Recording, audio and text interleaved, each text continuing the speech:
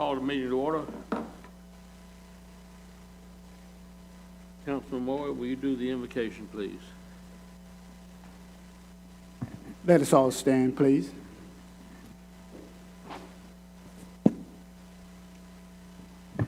First of all, I'd like to say, Lord, we thank you right now for allowing the ones that desire here tonight to represent our town and ones that has a voice of concerns that we have for our town.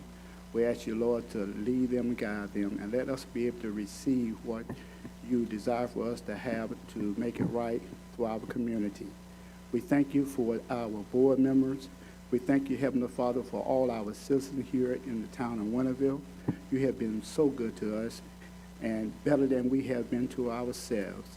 We just want to give you the glory and give you the honor, and let this meeting be pleasant in your sight. In Jesus' name, amen. Amen. Join me in the pledge, please. I pledge allegiance to the flag of the United States of America and to the republic for which it stands, one nation, under God, indivisible, with liberty and justice for all. Thank you. You may be seated.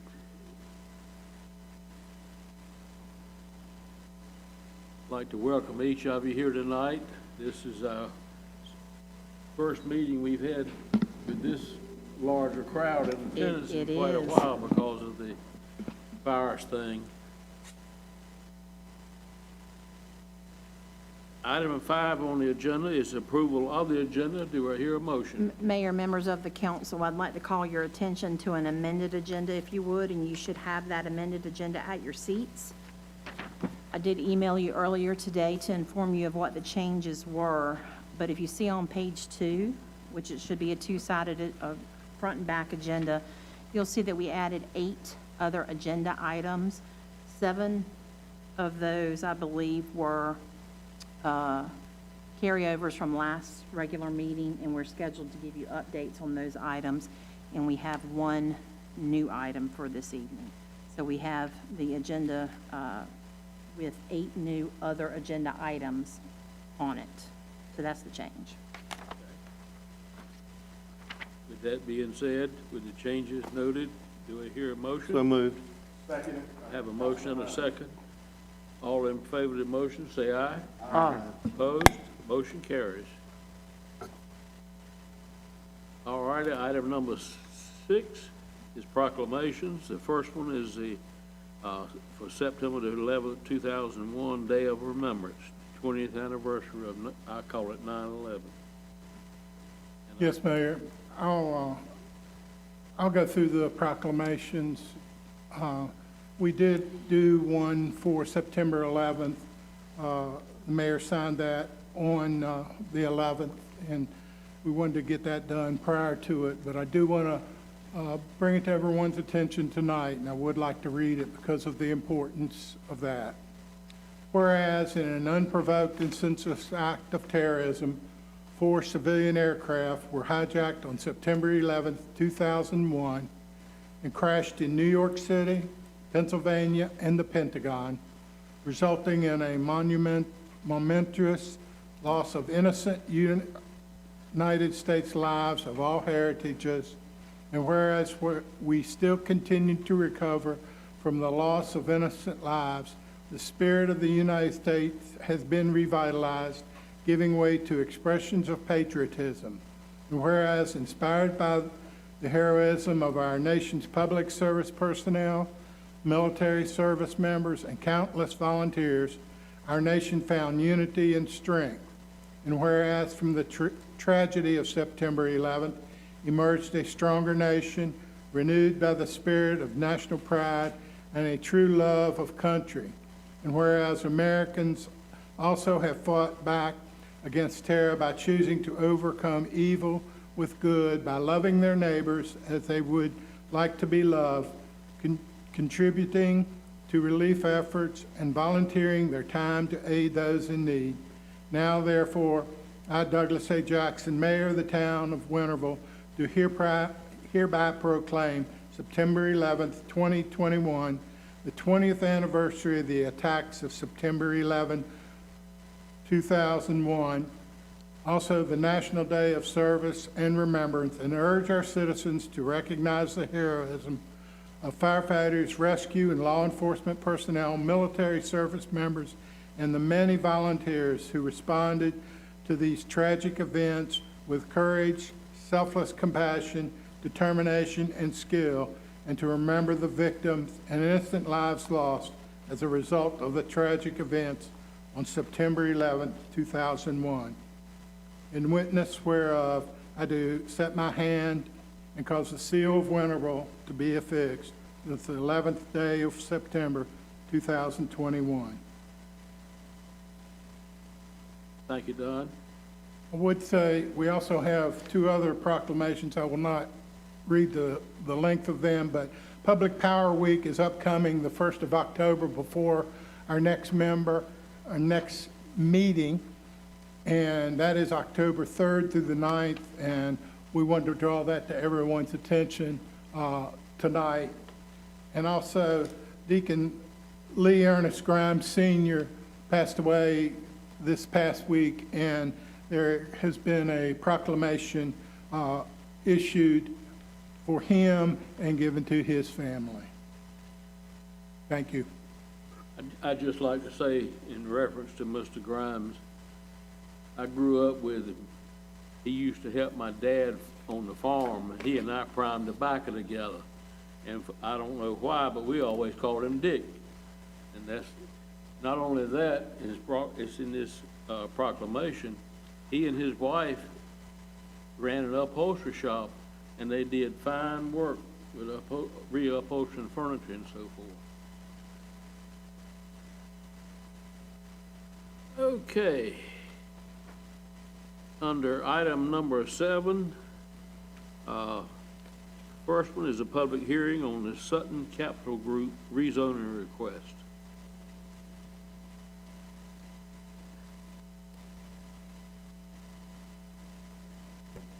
Thank you, Mr. Mayor.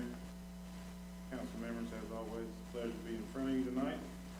As stated, we've got a rezoning request. We actually got a couple for you tonight.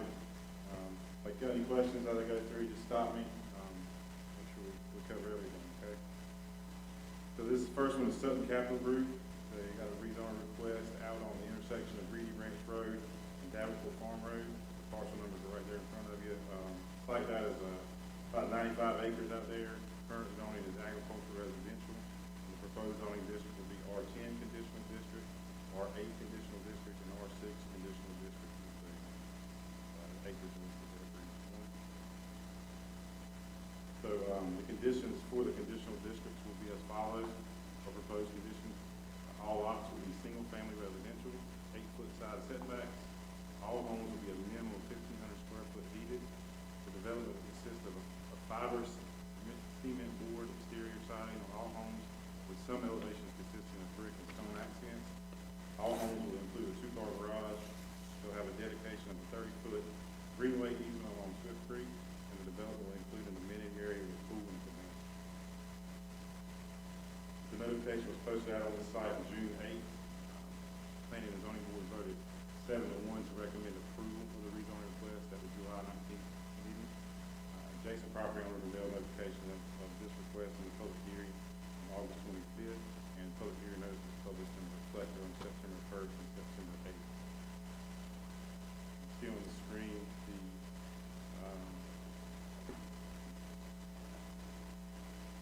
parcel. This one on the southern side, Davenport Farm Road, and these 3 on the northern side. Reedy Branch Road right here, Davenport Farm Road right here.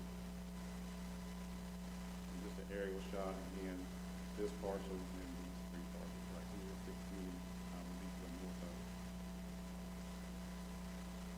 There's your boundary survey, just showing, and this is overlay, just the boundary of what's going to be proposed rezoning.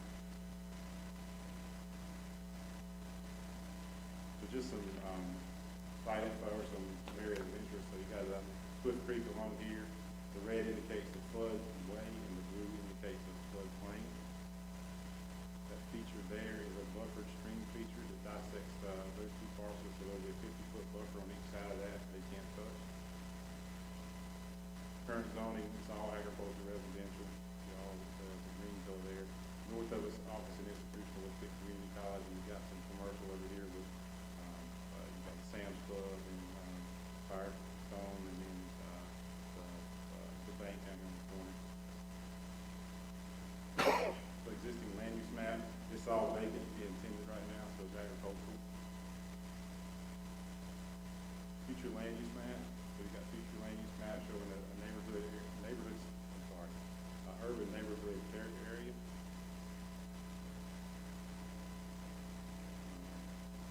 did want to point out that, it should have been before that slide, but the Winterville Master Greenway Plan does show a proposed, shared use path there. That'll be where they're, proposing the 30-foot, easement for the greenway path. For the urban neighborhood, primarily medium-sized lots, single-family detached, occasional small-scale, combined, context-sensitive patio homes can be in there, attached residential can be in there, and even some small-scale services. Here's some more detail. Main thing we like to look at is the typical components of it. So density is 3 to 8 per acre. So lot coverage is medium. Parking off-street, so we would have the garages. So you've got street pattern, suburban, urban grid. Right away, 50 to 60 foot roads in there. Curb and gutter, bicycle, pedestrian, sidewalk for both sides. Open space, 5 to 10%, and then the big one is potential zoning. So 12.5 R10, R8, and then possibly R6 as well.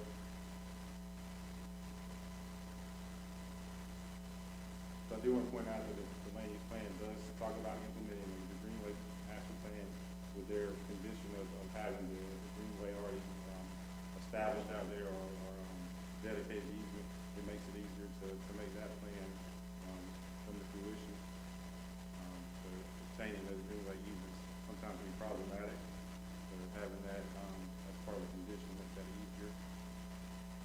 Now I'll point out also with the proposed design, we have a conservative subdivision design that we like to have out in our agricultural, or out in our environmentally sensitive areas. So by the design you guys got in front of you in your booklet, and I'll let Scott Anderson with Art, I'll speak a little bit more to it, but I do want to point out that they did stay true to that kind of goal in our comprehensive land use plan, where they keep those areas of environmental concern, the floodplain that I talked about earlier, so that they stay away from that. Just some site photos. So that's looking back toward Ruby Branch Church is over here. So it's this piece of property then across the street. This is looking back down Davenport Farm Road. Ruby Branch is back here. The church is kind of back over in this area, and then Open Doors is on this side over here. So this is going to be just right next to the pit where Pitt Community College's land is. That's looking back. Swift Creek is back there. You can see a salt open outfield. The staff recommendation, the planning staff finds the request is reasonable and in the public interest because the proposed zoning district is compatible with surrounding land uses and the future land use plan. So staff recommends approval of the request to rezone 94.372 acres from AR to R10 conditional district, R8 conditional district, and R6 conditional district with the conditions I listed earlier.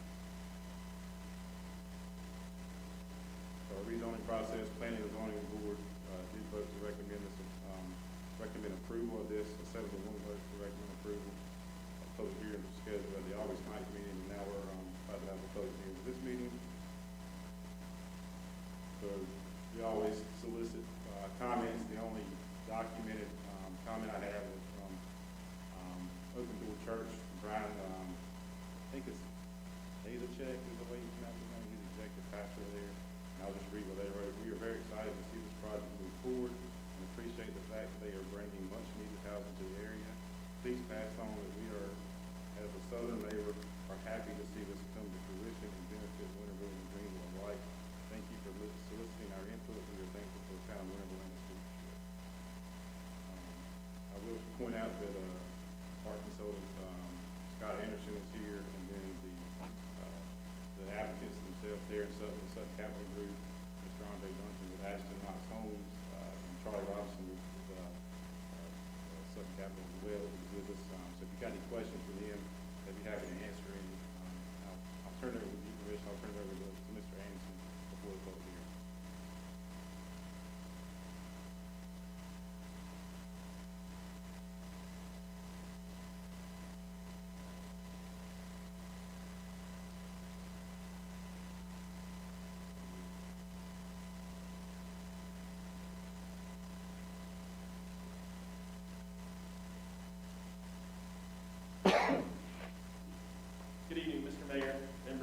Council. My name is Scott Anderson. I'm with Art Consulting Group, and I'm here tonight on behalf of Sutton Capital, who is the applicant for this rezoning. We appreciate the opportunity to present this project to you, as we believe this rezoning request meets many of the town of Winterville's stated goals and objectives, and this proposed request is in conformance with the land use plan. Looking at Town of Winterville's land use plan, as we reviewed it thoroughly, one of the first pieces we looked at was the residential land use suitability chapter. And this parcel was highlighted specifically and was listed as extremely high on the residential suitability. Additionally, as Brian stated, the land use plan calls for this property to be urban neighborhood, and which is primarily medium-sized lots, single-family attached, and generally 3 to 8 dwelling units per acre. So what you see on the screen now is a proposed concept plan that the developer has put together. On the south side of Davenport Farm Road is the section that we're requesting the R10. On that side of the street, there are approximately 79 lots. As you move north, we step down to the R8 zoning. In this section, there are approximately 81 lots, and then adjacent to Pitt Community College is the smaller scale R6 lots, and here there are approximately 54 lots. All in total, that yields a density of about 2.3 units per acre. So we're still well below the 3 to 8 units per acre that are recommended in the land use plan.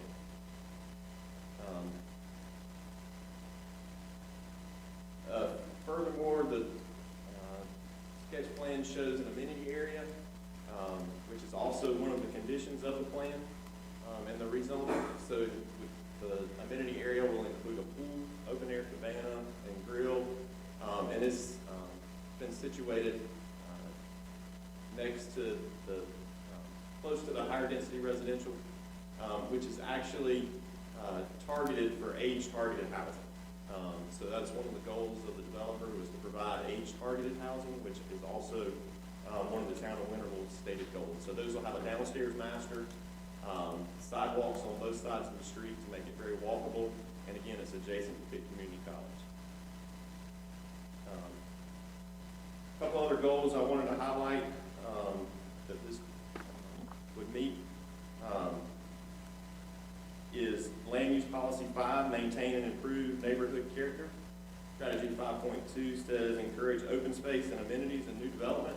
As you can see, we've tried to keep a lot of open space along Swift Creek and provide buffers to the environmentally sensitive areas. Economic development policy 3 says reinforce the town's identity as family-friendly community. And strategy 3.1 says support rezonings to residential uses in the suburban residential and urban neighborhood areas identified on the future land use plan. So that's exactly what we're trying to achieve here. Parks and natural policy 5, implement the Greenway master plan. As Brian mentioned, one of the conditions is to dedicate a 30-foot greenway easement along Swift Creek. And then Parks and Natural Resources Policy 6 says encourage quality open space. And Strategy 6.2, provide incentives for more open space and amenities in new neighborhoods. So incentives could include lot size reductions, increased density allowances. So as Brian showed you earlier on the slide, by going from a more conservative, from a more conventional to a more conservative, we're able to use a density, higher density to equal roughly the same number of lots, but to make them a little tighter so that we can preserve the open space and amenities for the community. We know that traffic is a concern in this area. The intersection at Reedy Branch and Davenport Farm Road queues excessively, especially in the AM and the afternoon peaks. So Sutton Capital has had Kimley Horn engineering firm to do a traffic assessment to help evaluate what that traffic is and to evaluate ways to mitigate that increased traffic. A traffic study was included in your information that I believe I sent to you. That traffic study indicated that the traffic on Davenport Farm Road and on Reedy Branch is actually below capacity of the roads. Those roads are designed for 12,000 trips per day. And Davenport Farm Road has about 8,000 trips per day. So the roads themselves have capacity. The problem is the intersection. Based on the traffic counts and the queuing analysis, that intersection in the afternoon can have up to 90 seconds per car average wait. So what do we do about that?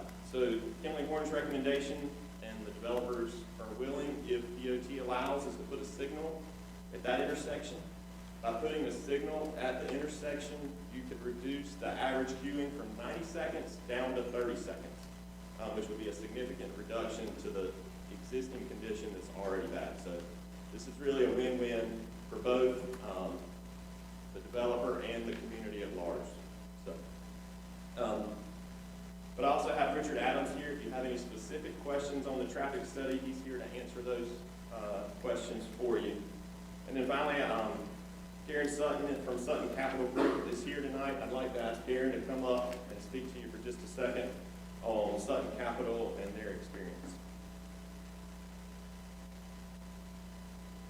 Hello, my name is Darren Sutton, the president and owner of Sutton Capital Group.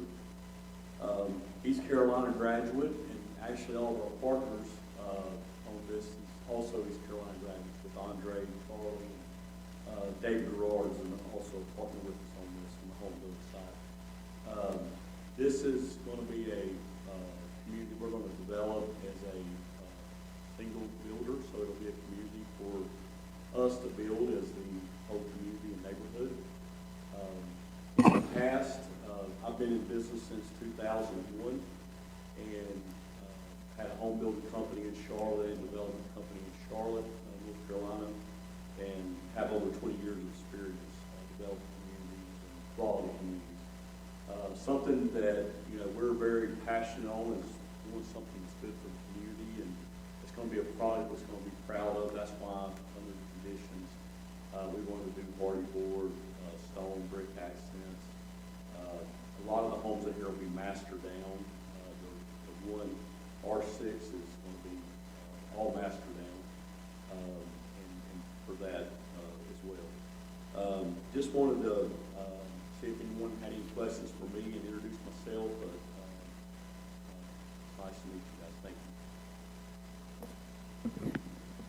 Thank you. Yes, Mr. Sutton, I have one question. Yes, sir. You said that R6, excuse me.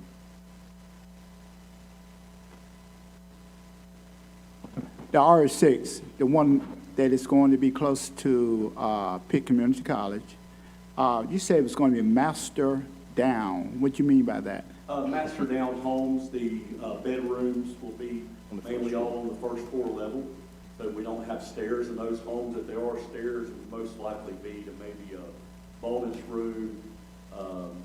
The primary living area for the home will be all downstairs on one floor. We most of the time call that age targeted, which is going after more of a 55 and older buyer that we're shooting for that. So that's all we want to do. Now, by it being so close to Pitt Community College, and you're saying that you're targeting a certain age group, sort of 55. Yes, sir. So you're talking about retirement close to a community college.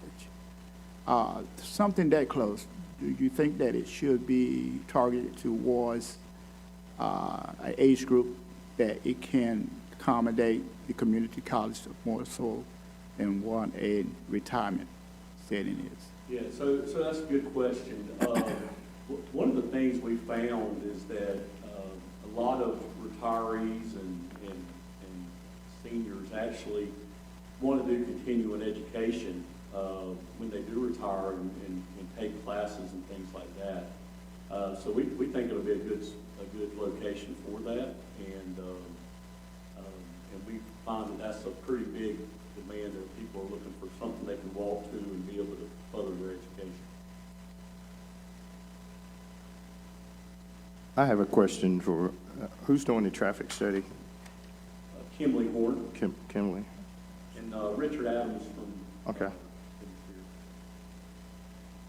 One more question while I have you there, and while you here, Mr. Sutton. All the lots is going to be the same size on both sides? The R8, you said, and the R6, and the R10, all 10, 8, and 6, they're all not going to be the same size, is that correct? That is correct. We've got 3 different lot sizes. Right. That we're doing. Okay, for the R10, it's going to be a little bit larger than the rest of them. What about parking?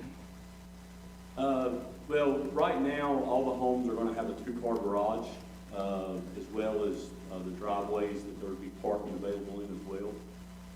Parking for the amenity side, which we've got a slide we can show you on that if we need to as well, maybe in your packets. We'll have parking for that with the pool and cabana. But all the homes will have the 2-car garage. And just enough space probably for one vehicle to park in front of the resident beside your 2-car garage parking? Normally with the setback, you normally would have space for the 2 cars in the garage and also at least 2 cars in front of the garage. And we definitely got sidewalks on both sides through there in the R6 section. So obviously we don't want the cars to, we want to push it back enough that the cars won't be hanging over the sidewalks. Okay, but I'm speaking of beside the street. Will you have enough besides for guests and visitors? Yes, yes. So it won't interfere with your neighbor next door to you on each side? That is correct. We feel like there'll be adequate parking for what we're building in front of the homes if need be, if there's neighbors visiting, also in the driveway. My last question is, approximately how many vehicles you think you can be able to park in front of a resident beside the street on a normal size vehicle in front of their property? Probably 2 to 3. 2 to 3, without interfering with the neighbors? Correct. Okay.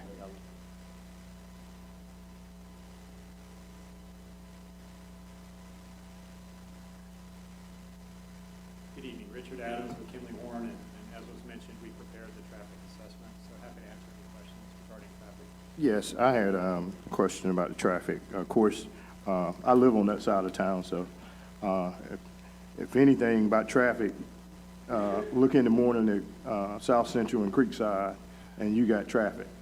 So, I mean, you know, that's a given because you got schools and all that. Yes, sir. But over there in that section there, I also noticed that a little bit further down now, they have added a 3-way stop a little bit further down back. And then to go back further, I don't know whether you know, are they proposing a roundabout at the Frog Level and Davenport? I'm not familiar with that particular project. Okay.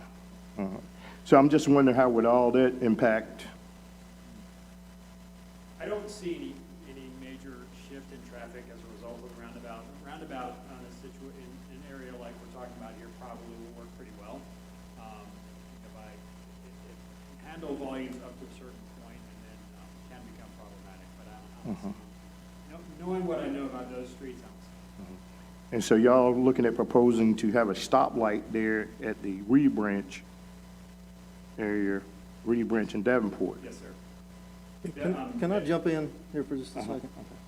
Do you have a guarantee from NCDOT? No, sir. That's all I needed. Thank you. Okay. Yeah, and that's what I was gonna ask too, but the thing of it is, you know, the traffic, like you said, the road can handle the traffic, but when you get to the four-way stop sign, it's the people. You know, people don't know how to drive. Yes, sir, I wouldn't disagree, and so what I would say is, based on the traffic numbers we've seen, we expect the signal to be warranted at this location. DOT has indicated they will look at that at such time as they're actually reviewing this. They're not reviewing it yet because this is zoning. Right. But based on what we're seeing with the numbers, we don't anticipate any problem. And the fact that this applicant would actually pay for it, pay for the signal, then I certainly don't anticipate any opposition. Okay. As But Mr. again, as was stated earlier, it can't be guaranteed until the DOT signs Okay. As Mr. Hines stated, it's the people. off. Yes, sir. It's a proven fact that four-way stops moves more traffic than a traffic light will. It's a proven fact. But, as Mr. Hines says, it's the people. The North Carolina statute states that whoever's there first has the right-of-way. And I've seen too many people, I won't say old or young or whatever, come to the light and sit there and sit there and sit there and wonder, is it my time to go?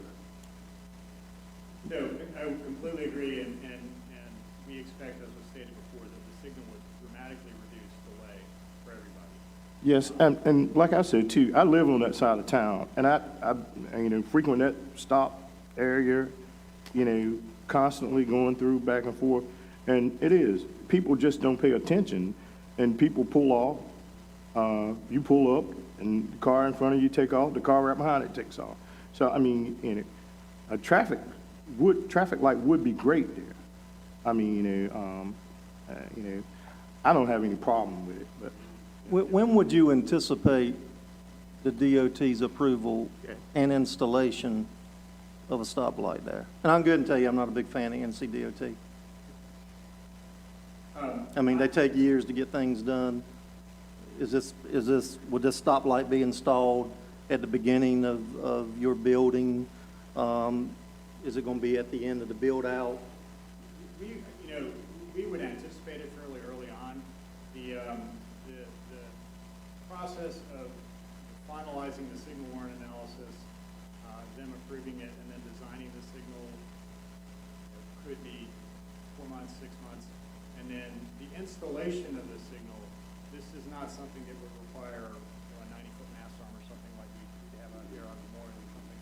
So it's a signal where all of the equipment is readily available, the contractors are available, given their schedule. So certainly within, a year, the whole process could go from now to the signal in operation, probably less than that. And so I would think that would be fairly early in the development. Thank you. protocol was supposed to be 4-lane, 5-lane, 2002. I'm sorry, It was supposed to be which 4-lane, it's supposed to be 5-lane in 2002. And that's projected 2025. I'm sorry, sir, which road are we talking about? Old Car Road, Old Car Road, the thank you. DOT road, right there, you referring to. It's supposed to be 5-lane, 2002. I think it's 2021. They say it might do it 2025. Yeah, exactly. That's a funding issue with DOT, which is an ongoing thing. And fortunately, in this case, this would not be a DOT fund. So we would not be beholden to their budget. One question I do have is, will this have a turning lane for the subdivision alone? That is also yet to be determined with DOT. Our analysis showed it's not required based on traffic levels, but DOT has already indicated to us that they will probably want turn lanes at the project. So I think likely yes is the answer. Lightly, yes. I'm about like Councilman Smith. That's one of my main concern is your traffic at this time, is how can we keep this traffic going forward? Moving in a safe motion. That's very, very important. And that's also important when the residents in the subdivision can be able to come in and come out. Also, for our emergency personnel, as much traffic we have there in the afternoons, in the morning, we must have exit and a means that we can be able to support that needs and that cause. Because, a situation unexpected can happen at any time.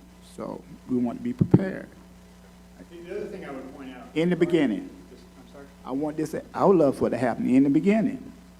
Right, and what I was gonna say is all of the driveways proposed would be allowed under existing zoning conditions. And likely DOT requiring the turn lanes would be the case either way, but I think more so would be. Let me call you back. I have a question, but it's not about traffic. It has to do with the sidewalks. I received a call about sidewalks in the subdivision. Now, the sidewalks on both sides of the street. So I think, Scott did a good job, and I think Terry may have mentioned it too, so they do have proposed, on their rendering, they do have proposed sidewalks on both sides in the R6. So I know, planning and zoning board members, did bring this up as part of the land use plan. I would, obviously say that the land use plan is a guideline, so that's something that we were trying to achieve down the road on a long-term basis, so trying to update our ordinances to become in line with that land use plan. So the subdivision ordinance is what dictates what type of infrastructure goes into an interior of a development. Sidewalks being part of that. At the current stage, the sidewalk, requirements are just for one side of the street. I will say that they're saying they're gonna provide, double sided on the R6, so they're going above and beyond what the ordinance requires at this point. Moving forward, if they wanna put them on both sides, that's totally up to them, but the subdivision ordinance only requires one side on the interior streets, and then, the double front lines on the exterior will be burned sidewalk. So therefore, we could not add this as a condition? That would be between you and the applicant, the council can impose it.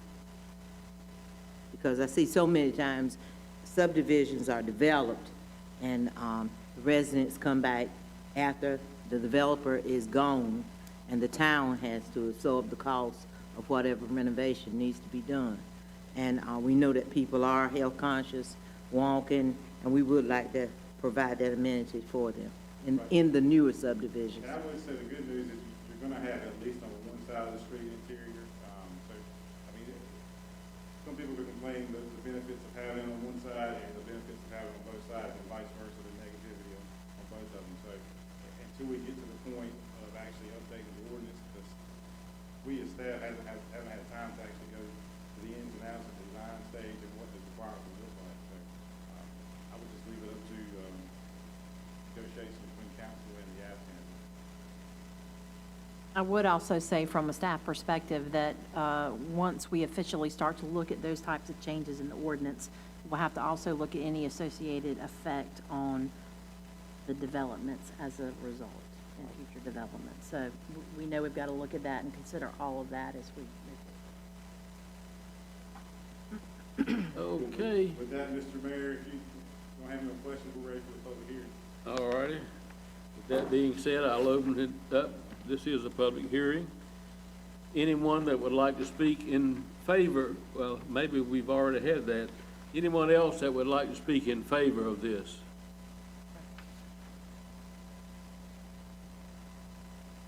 Anyone would like to speak in favor? Anyone that would like to speak in opposition? Come forward and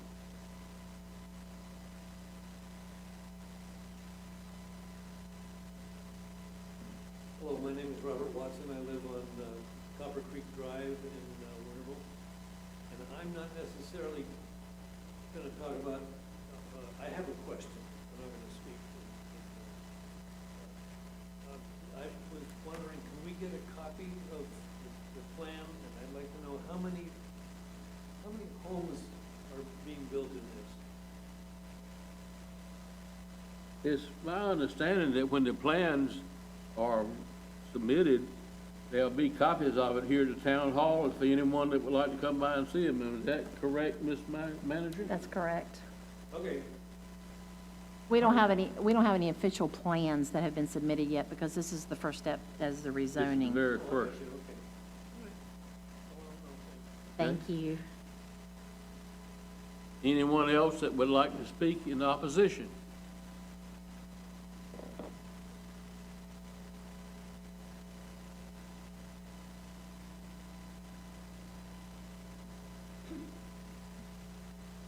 My name is Judy Dale Bowen, and I reside at 535 Davenport Farm Road, just past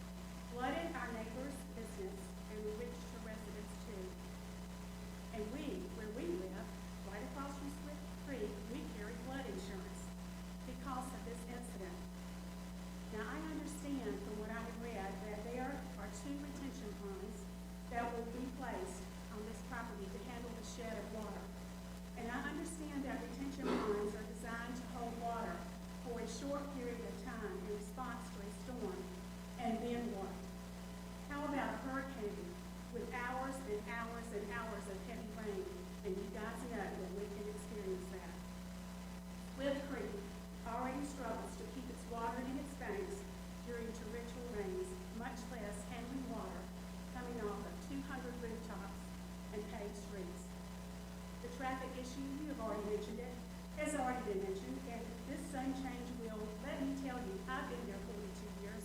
I can vouch for the traffic. It will significantly affect this area. The southwest bypass has increased traffic from 264 alternate to Highway 11 as people use it as a cut-through as well as long-distance carriers do also. Now, the DOT, it's been mentioned, has placed a three-way stop at Thomas Langston and Davenport Farm Road, which has backed up traffic tremendously during busy times. And on last Friday in particular, as I was returning home from work, there I counted 112 cars waiting to go for the four-way at Davenport and Fox River Road. Is there a really definitive plan to relieve this congestion? Entryways to these proposed developments will create even more problems for residents, creating a safety issue. You know the demographics of this area. There are 4 large churches, there are 3 with three private schools, a community college, and an overcrowded, extremely busy intersection at the Creek Union. And we are still in a world of COVID, which has yet to place the full workforce on our highways. My family is not opposed to development. However, this much development in this area just doesn't seem as a conducive location for such a huge housing development in an already very, very, very busy area. Perhaps an alternative idea would be to put larger homes here on larger lots. Not long ago, the agricultural land parcel beside Open Door Church, just down the road, the town council did not pass the proposal of that developer to develop a subdivision. And hopefully, just hopefully, you will do the same here. I thank you so much for allowing me to share with you and hoping that you will carefully consider this scenario and consider the many citizens' safety that travel this area every day and the residents who reside in this surrounding area. Thank you. Anyone else that would like to speak in opposition?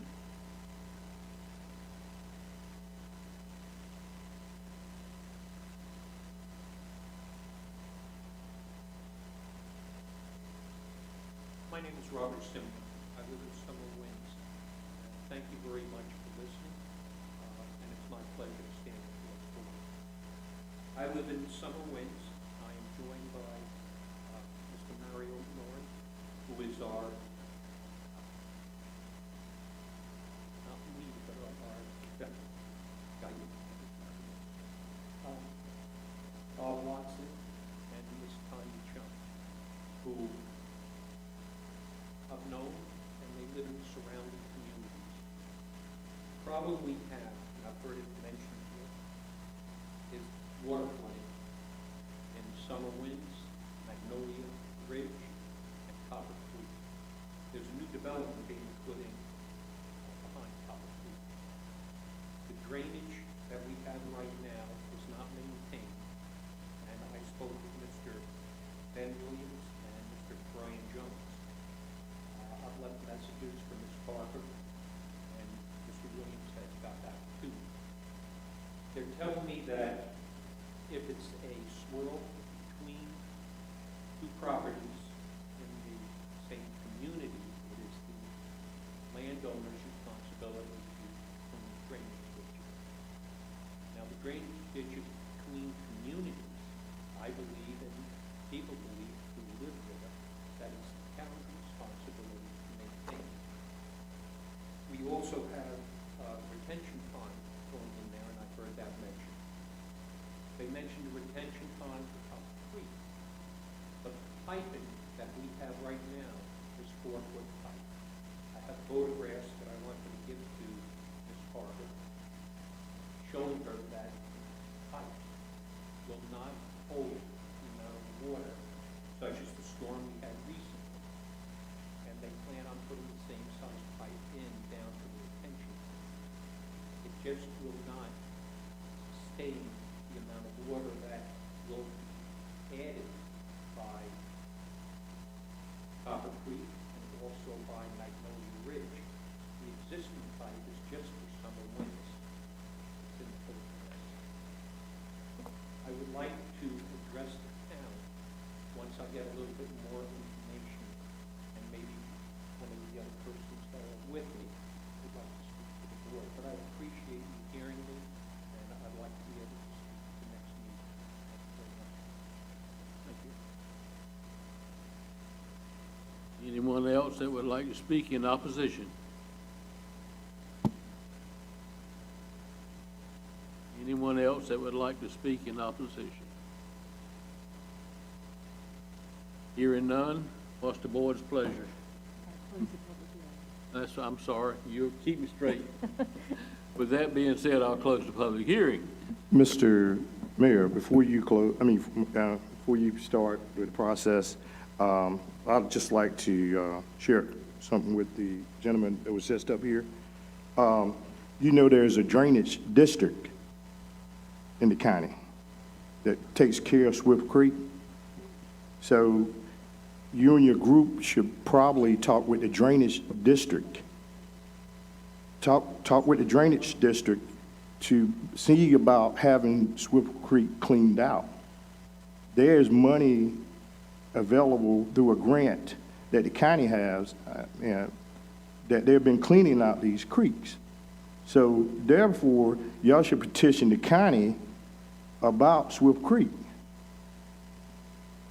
Because if you looked at Swift Creek, it needs cleaning.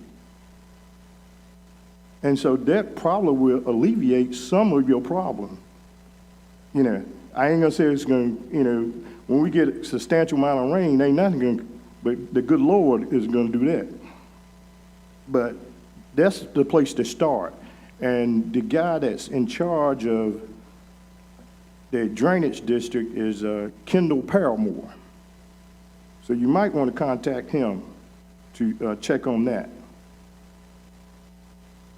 And so, Also, some of the residents of Magnolia Ridge had me to come and look in their backyard a couple of years ago, and everybody's heard it before, same story.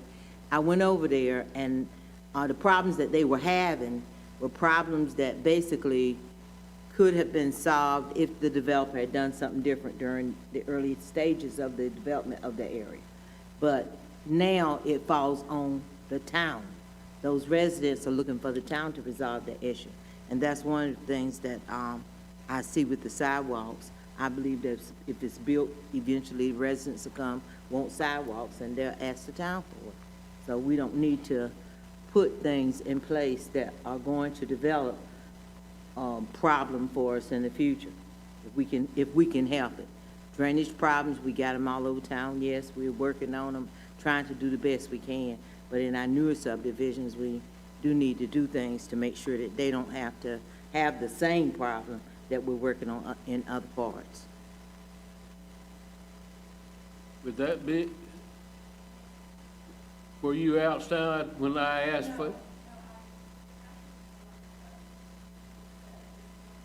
But is this a public hearing has not been closed yet? yes, yes, it has. You did officially Close it, right. I didn't officially close. I did? Yeah. That's right, I'm sorry. I closed the public hearing. So, But I'd like to make a few comments. The pit and water soil board is an elected board by the people of Pitt County. Leroy Smith is chairman of that board. That would be the board go to for funding. You have a funding issue with this. Also, I welcome as a council member this growth. But stormwater is a major, major, major issue. And we know, I didn't think a scientist, that these stormwater places, detention ponds, don't work. I talked to Leroy Smith about it today. They do not work. The state's not smart enough to get rid of them. I wish they were smarter than they were, but they're not that smart. Who looks after them? And as shallow as they can be, they won't take these torrential rains. Where I live in downtown Winterville, it floods all the time. And that area floods all the time. Ms. Dale, I thank you for speaking tonight about these issues. I welcome larger lots. I welcome larger lots. But the more houses you put in, the more flooding you got. Thank you. okay, since I closed the public hearing, what is the board's pleasure? Make a motion, we deny the request. Second. We have a motion and a second to deny the request. Now we will have discussion. Discussion. Is there a possibility that we can have larger lots if that was?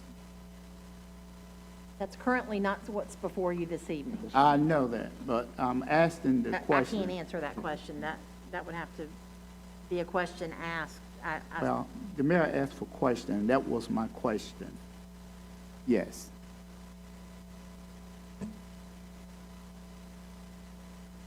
Any further discussion? It's hard to answer that question. Oh, okay, I'm sorry. I mean, what you have before you is just, it's pretty much a sketch of what they're proposing. They haven't designed the subdivision yet. But I will say to the applicant's credit, they've gone above and beyond what a normal rezoner would require. They've done a traffic study, they've done rendering, they've given you, product layout. So they've gone above and beyond what is required from the town. All we require is a boundary survey and an application. So I will say these guys have done their homework and they've been a pleasure to work with. But if you're asking me if they can have large lots, I mean, technically, yes, but I'm not the one proposing the rezoning, so you would have to, I think this would be a question for the applicant. Mayor, I have a discussion. And my discussion, excuse me, sorry about that.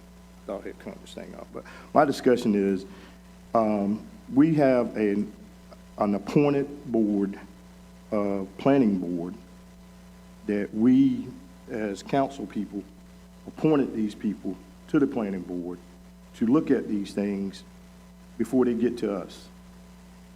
They made a major vote of 7-1.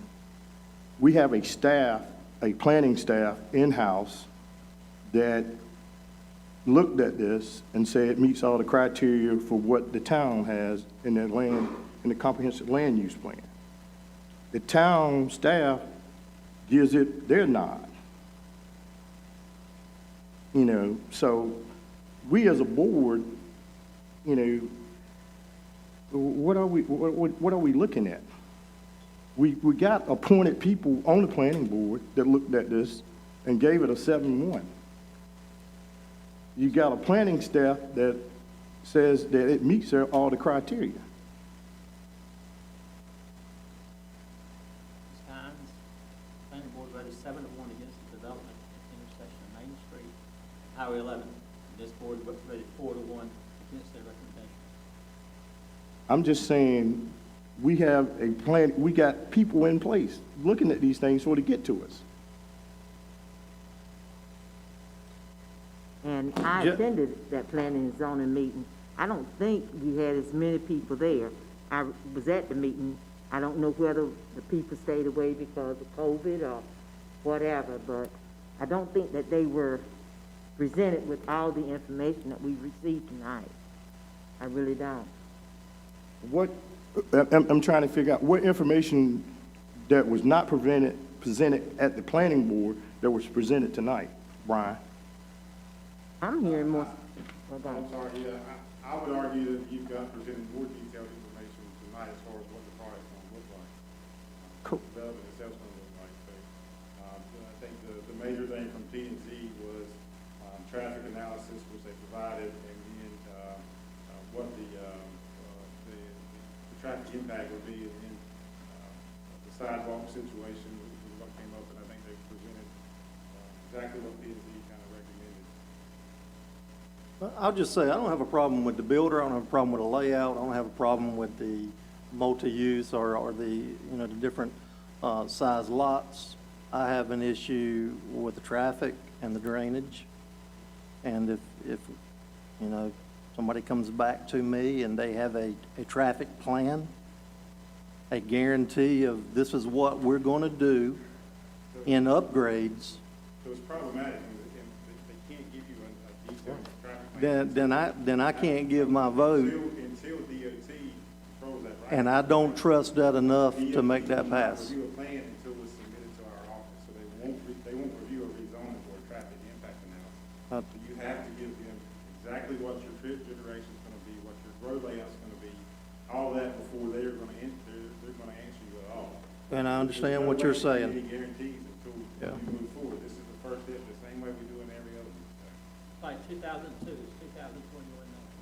So what's 2002? 2002, they said it was 5-lane road, because I've been on the highway back then. Again, Anytime. and I'll point out to what the traffic engineer said as well, this is not a DOT funded project, this is a project that's going to be required of the developer that they're All right. going to go to, so DOT will not have a problem saying, go do it. As a matter of fact, they're going to mandate them to do the traffic update, traffic impact. I think it's 3 years ago, stoplight downtown. 3 years. Again, I think it's apples and oranges. So we're looking at a DOT funded project Versus. as a required DOT project on the developer. You guys know my recommendation, so. Thank you, Further brother. discussion? Have a motion and a second for denial. All in favor of that motion, raise your hand.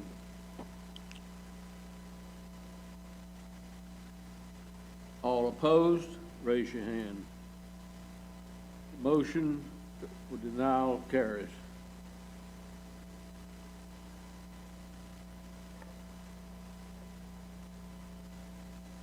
Okay. The second public hearing is Aquatic Holdings on the rezoning request. Thank you, Mr. Mayor. The Aquatic Holdings LLC is requesting to rezone a portion of a lot located on Beacon Drive, that's east of the intersection with Winterville Parkway. Site data is 1.3 acres. Current zoning is office and institutional, and the proposed zoning district will be general business. The notification was posted on site July 6th. P&Z voted unanimously to recommend approval on July 19th. Adjacent property owners will mail notification of this rezoning request on August 25th, and the public hearing was published, our public hearing notice was published in the daily reflector on September 1st and September 8th. You see the property on the screen outlined in blue.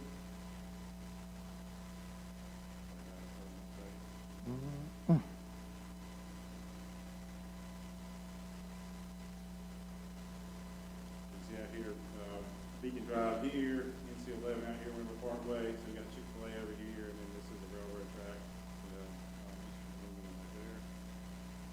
So there's just an aerial of the site. Here's the proportion being requested for rezoning here. We got general business here and office and institutional here. The current zoning, like I just stated, general business, office, institutional wraps around here. This is the land use map, so you can see this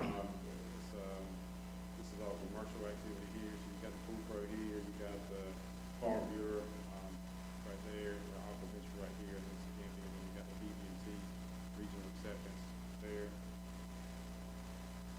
Future land use plan. So it does show this as a neighborhood center, so all of it would be considered commercial in nature. So context appropriate commercial, rental, retail services, professional offices, and casual residential located in appropriate spots. So here's our more detailed character area for the neighborhood center. Potential zoning, the first one is general business there. Site, just some photos of the site. So you got aquaculture here, the existing building. You see the dirt that we went into this property is vacant. Looking the opposite way, you see aquaculture in the existence there. The staff recommendation, plan staff finds this request is reasonable in the public interest because the proposed zoning district is compatible with surrounding land uses and the future land use plans. The staff does recommend approval of the request to rezone 1.3 acres from O&I to P&Z. As stated before, P&Z did vote unanimously to recommend approval of this on the July 19th meeting. The public hearing was scheduled at the August 9th town council meeting, and the council will now hold a public hearing. I haven't noted any, haven't documented any comments, so we didn't receive any via email or by phone call. But with that, I'll answer any questions. I will note, Ken Malcolm is here, he's the project engineer on this, if you guys got any technical questions. Tell me again what's going here? I don't, I think they proposed a, lack of better words, a collision body repair shop, so, this is not a conditional district though, so this would have to be,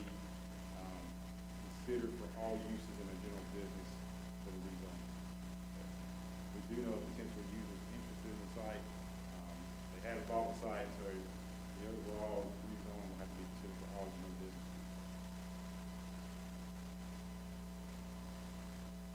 Should we, let me ask this rhetorical question. Should we demand a traffic study through Beacon Road I think it- because I think it- of traffic? I'm just asking, because excuse my French, there's a lot of traffic that goes through there, because I can't even get to Chick-fil-A.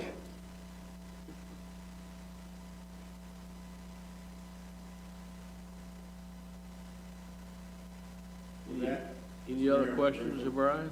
the rest of the public hearing, if you guys have any questions. Okay. Okay, I declare the public hearing open. Anyone that would like to speak in favor of this?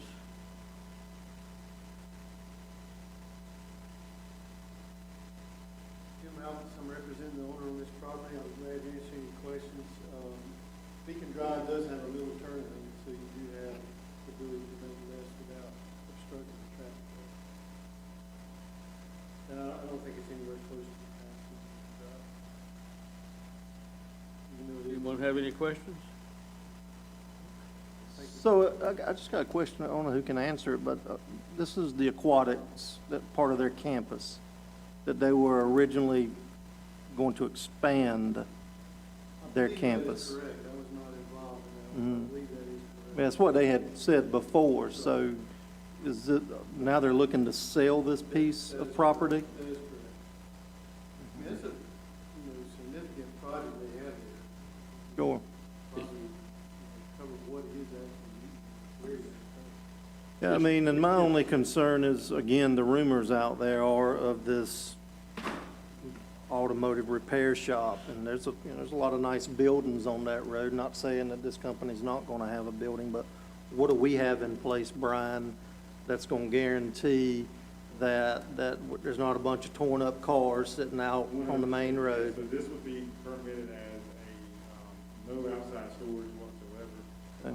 I mean, I would assume from time to time you may see a wrecked vehicle pull up, but there won't be allowed any type of outdoor storage of wrecked. So it would have to be indoor storage Yeah. for all vehicles. Then obviously you have a commercial site plan which would show a buffer between, the uses. So depending on the intensity of the use would depend on, would dictate the width of the buffer.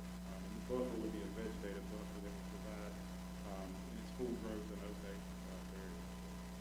So it had to be conducive to what's already there, right, according to our plan. Yeah, I mean, it would be allowed, that use would, Right. if that's the use that would be there, it would be allowed in a general business. General business, okay. Well, if I heard right, it's just some over an acre, is that correct? So I think the total size is gonna be a little closer to like 2.5 to 3, just the actual rezoning portion. So you've got a split district. You can see here. So they, from my research, they did this when they did the initial zoning, or they zoned this piece of property. They put this here for a buffer between here and these residential sites. So that was before the zoning ordinance was really beefed up to have buffers included in site plans or in site plan requirements. So now our zoning ordinance requires a buffer built into that site plan. So they'll have a site, this site will be buffered between here and there anyway. Is it that whole lot, between regional and the aquatic center? Is that the whole lot? Here's Okay. aquatics right here, and then there's the regional center. I'm very familiar with that area. So would all those trees stay in place as the buffer from the back end? So this is all the trees are actually on the residential side.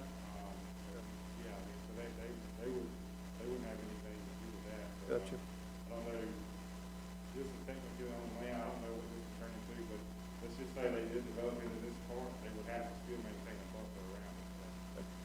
Thank you. Anyone else that would like to speak in favor? Anyone that would like to speak in opposition? Anyone that would like to speak in opposition?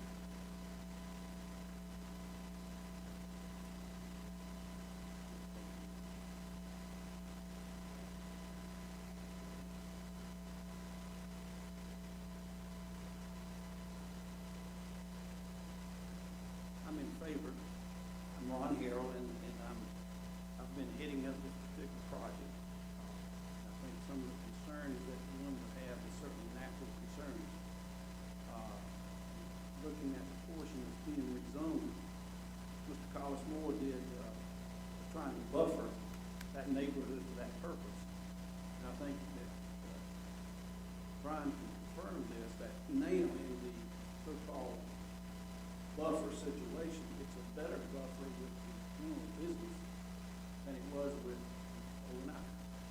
That's something I'm trying to confirm. But from the standpoint of this is a national company, they're putting basically a 14,500 square foot building, very much conducive to the specifications to the covenants that college put in place. So you will see buildings like Babcock, the very strip center that's along there, you'll see a duplicate of that. Building will be first class. The company is first class. National group, they're doing over 600 locations across the country. I think that what you'll find here is a good neighbor. They're in a lot of different areas. They're buffered up in various places in Florida, North Carolina, etc. But is there any questions about any of that that maybe we could address that would be helpful to you?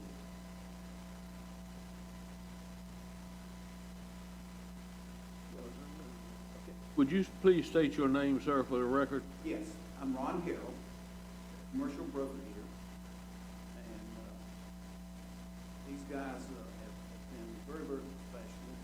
Your staff has been very professional in the process of doing this. And I think the growth of Winterville, you guys have got a very taskful position to try to keep everything straight. But this would be, I think, a good neighbor, good taxpayer too. But anything else? Anyone else?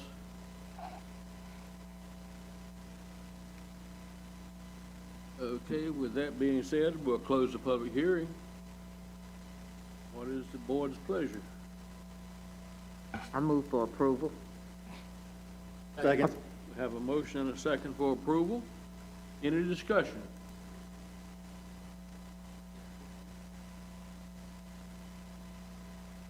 Again, I reiterate, we have a planning board that approved this, looked at this.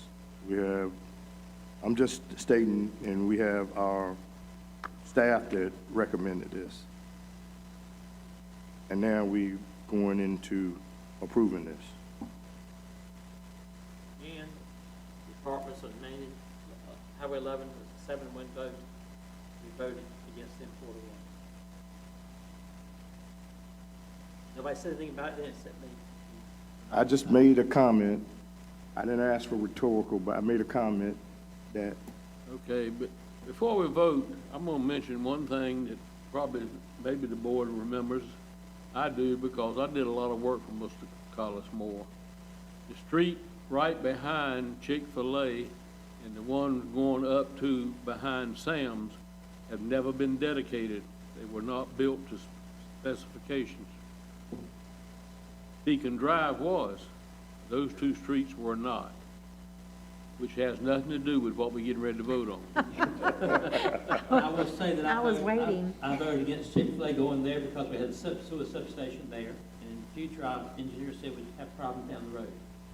I voted against it for that reason. Yeah, but the lift station's not in the street. Okay, we have a motion and a second for approval. All in favor of the motion, please raise your hand. All opposed? Motion carries. Okay. All righty, the fourth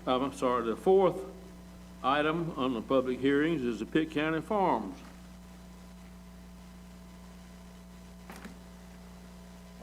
Mayor, I think you missed one. Lawton was next. Number 3. Did I skip? I'm sorry. Yeah, I skipped number 3. I'm sorry. No problem, Mr. Mayor. So, as stated, it's Alfred Martin Longmore and William Farkas rezoning request.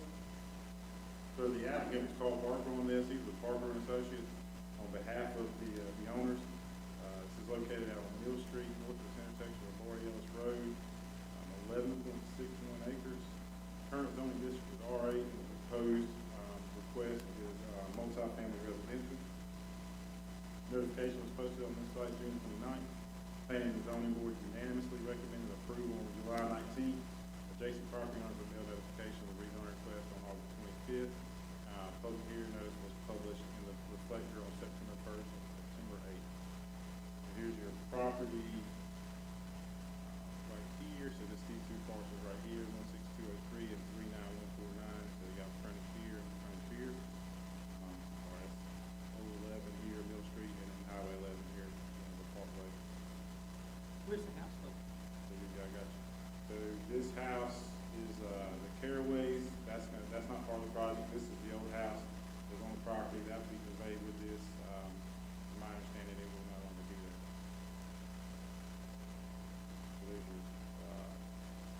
resurvey of the two parcels you requested to rezone it.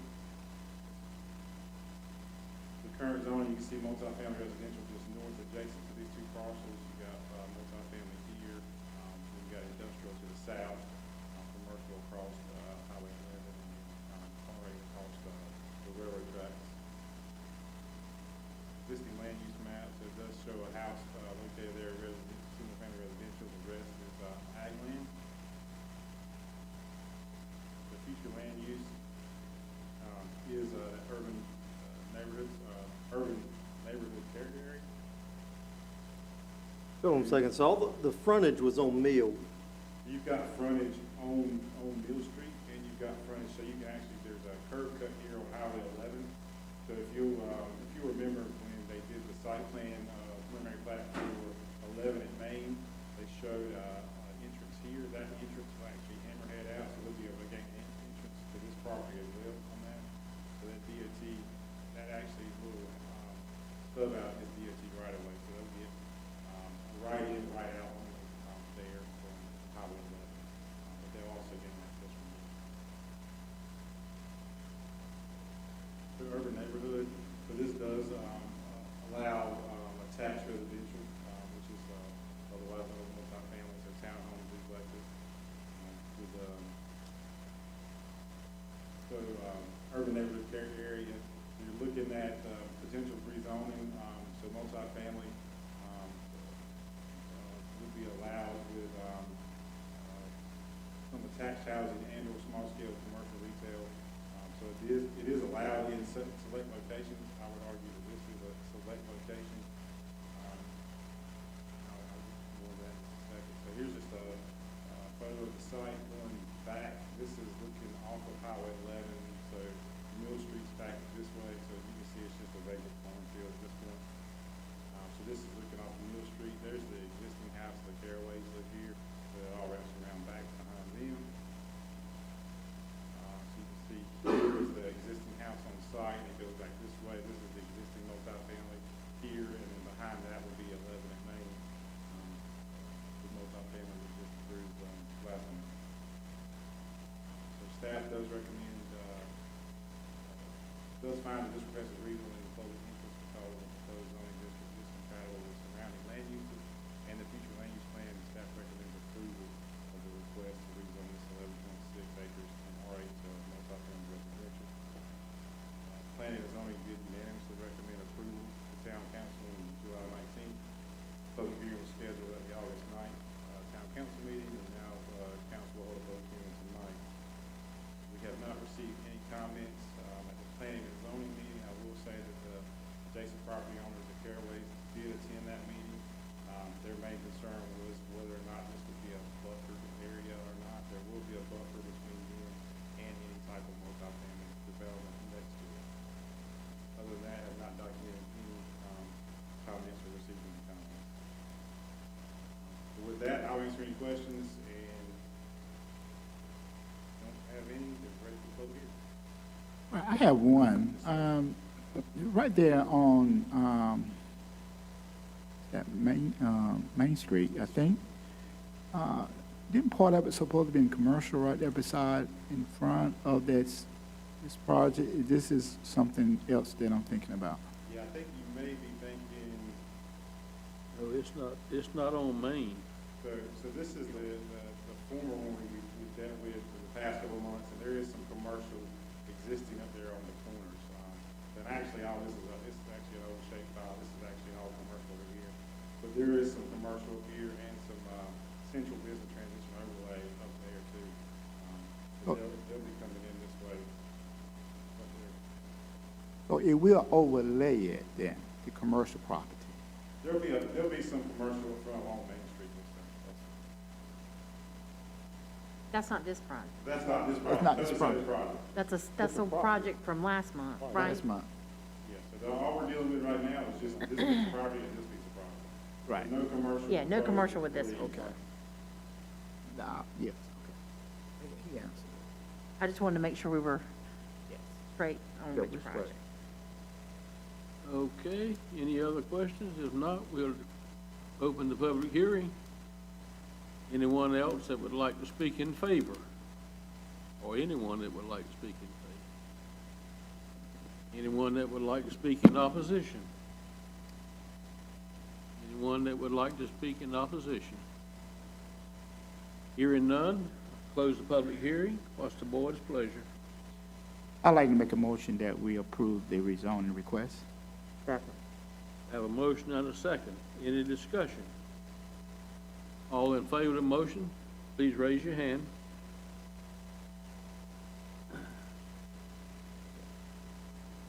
It's approved. I thank you. With that being said, I'd like to call for a 5-minute recess. Thank you.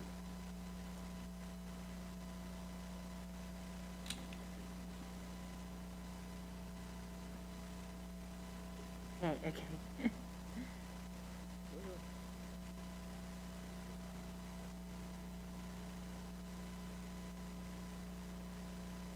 Whew.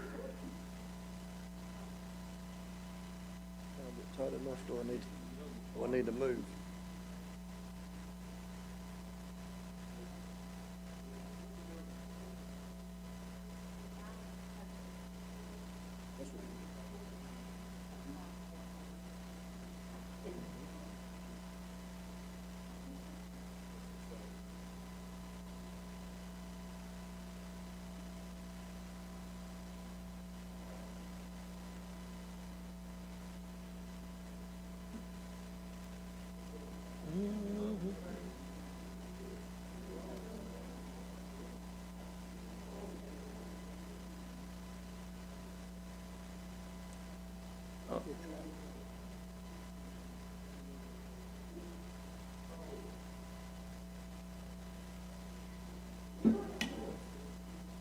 Mine too, I don't have any problems with the lot size though, because everybody doesn't want a big lot.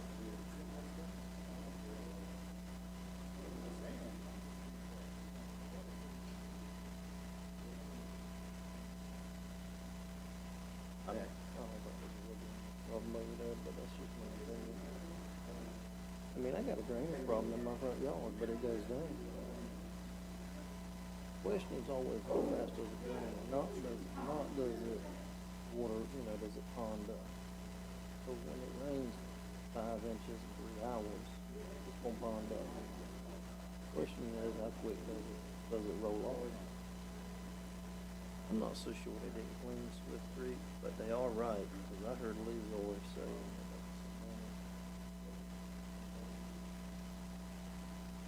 I mean, I know Ms. Dale, but I go through there a lot. I've never seen, I've been hearing a hurricane, sure, but I have never known that creek to be impassable on cars. The first thing they do is development is water and traffic. My problem is traffic. If they're not made, go in, it won't never be done right.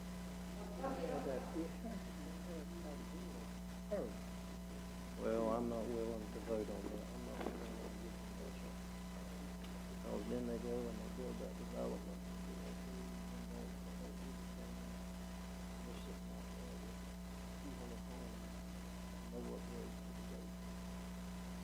If he brings something in here,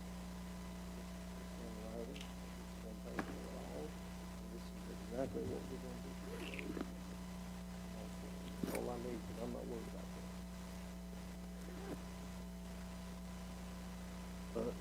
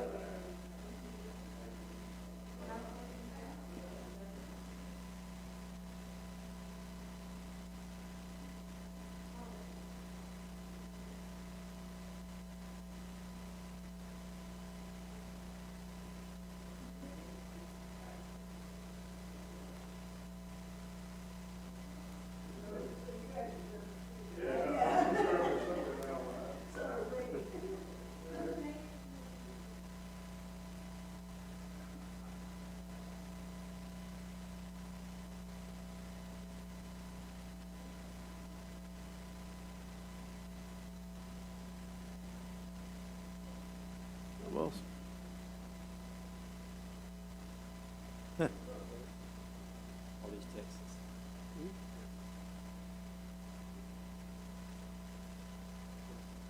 Oh. Well, I don't have a problem with the development, I just, rather.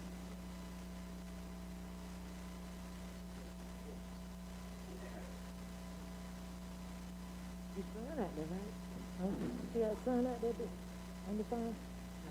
I got projects.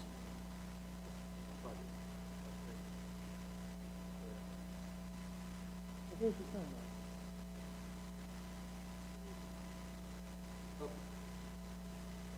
Okay.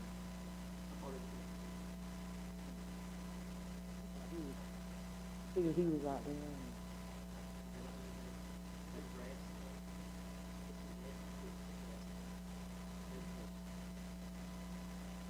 It's what you enjoy it, huh? You enjoy that.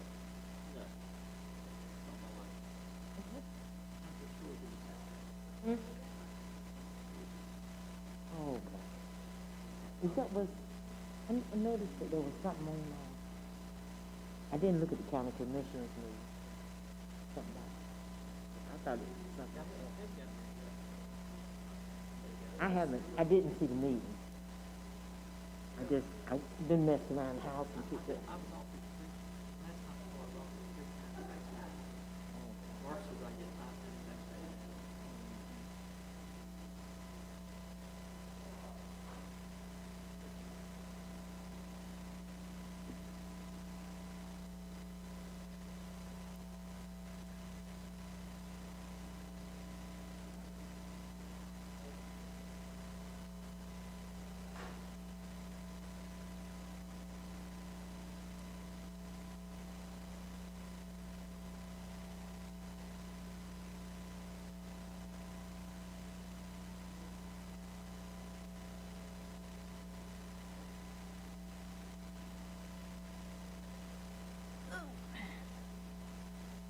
Here he comes.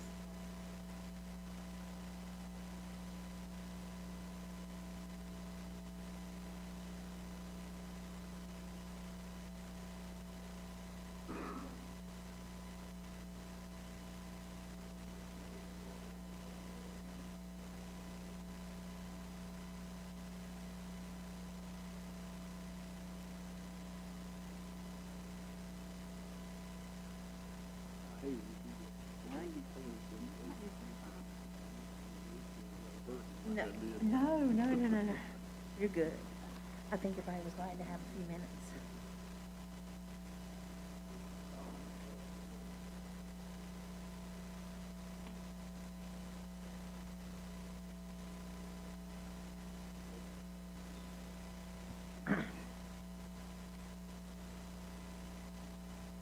So, can you hear me?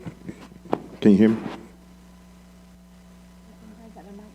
Okay, we'll call the meeting back into session.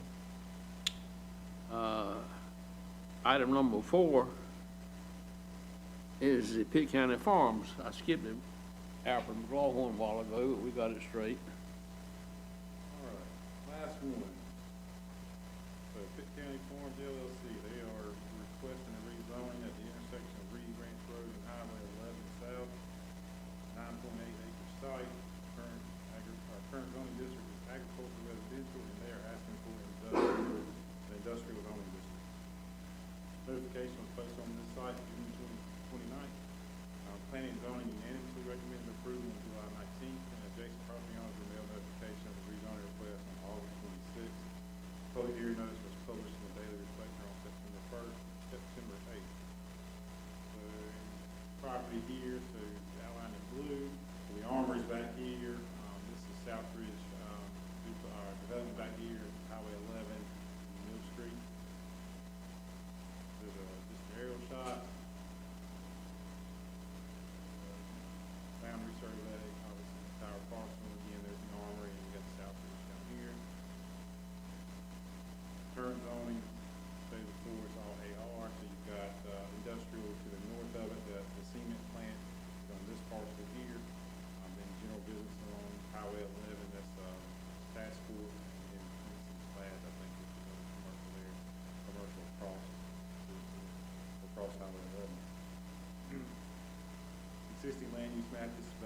property. So here's our land use plan, future land use plan. So it is designated institutional or park. So just office and employment, institutional park. Would be large office buildings, manufacturing, distribution, light and medium industrial uses, storage and flex areas. We're looking at our character area details. The only two potential zones would be industrial and O&I. There's a picture there. You can see the welcome to Winterville sign here. There's the Sasquatch and that side. Property back here. Let's say some pretty pictures. I was gonna say, it was nice weather that day. So it's standing on Highway 11. You got the turnaround right here. So they've got. I don't know if DOT will allow them to have potential access from this one or not, but they typically will have a fence cut for that. So I'm not sure what that would turn into, but they do have access in front of Sasquatch. Staff recommendations, the plan staff does find this request is reasonable and in the public interest because the proposed zoning district is compatible with surrounding land uses and the future land use plan. The staff does recommend approval of this request to rezone 9.8 acres to industrial from agricultural residential. Planning and zoning, again, they did vote unanimously to recommend approval of this on that July 19th meeting. Public hearing was scheduled last meeting, August 9th, and the council will now hold a public hearing for the request. I haven't received or documented any comments for or against this proposal. And with that, I'll answer any questions. What was the acreage again?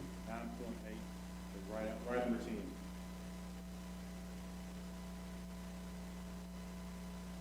there's no questions, we're ready for the public hearing. No questions? We declare the public hearing open. Anyone that would like to speak in favor?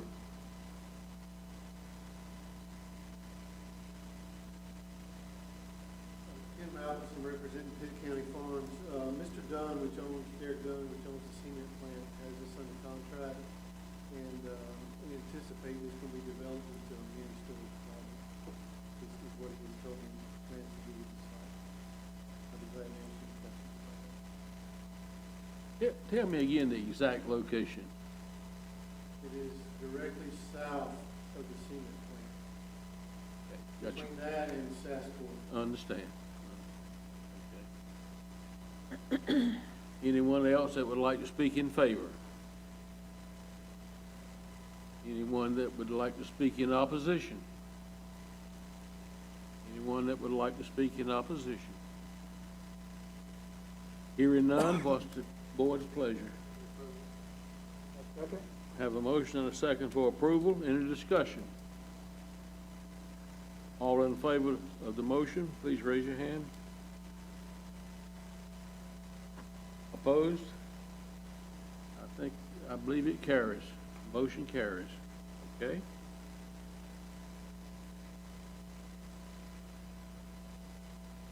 All righty, item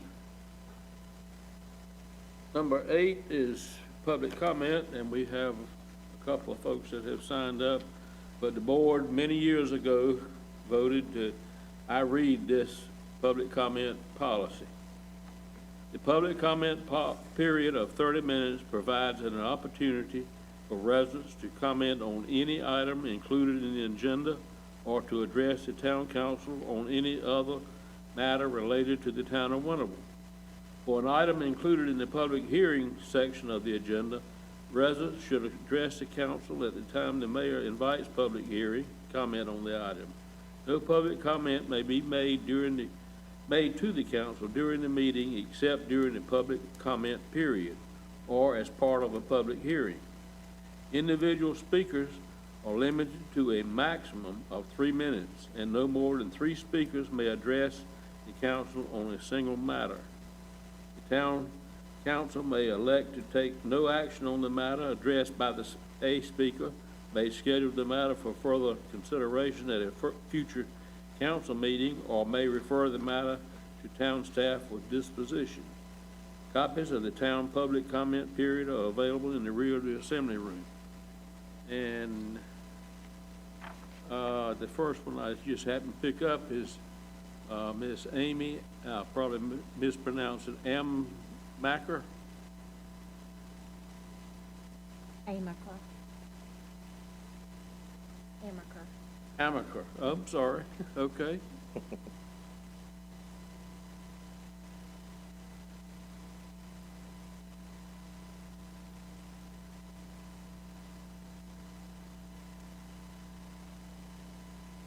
Hi, thank y'all for your time.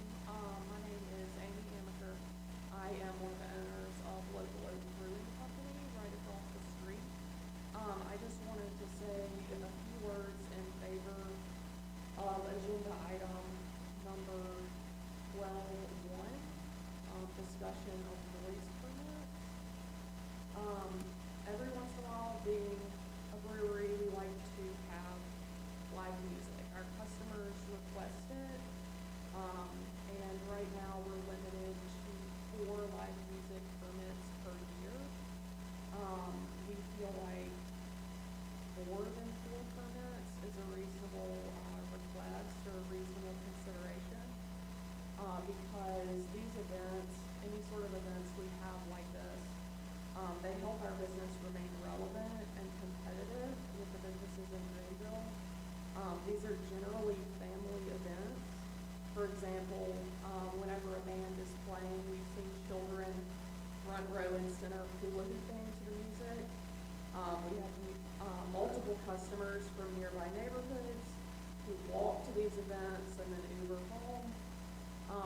And I can't speak for every business downtown, but you know, we never want to go past 10 p.m. We want to be good neighbors, and we want to be able to hold these events during reasonable hours. You know, we cater to families and people who live in Winterville. They want to spend their money in Winterville, and especially since COVID, since more things have moved outdoors, where people feel more comfortable, we've needed, you know, provision for additional permits.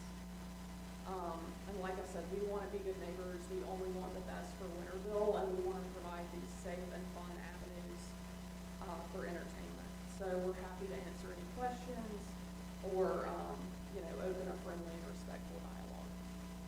Thank you. Thank you. Ben Benjamin?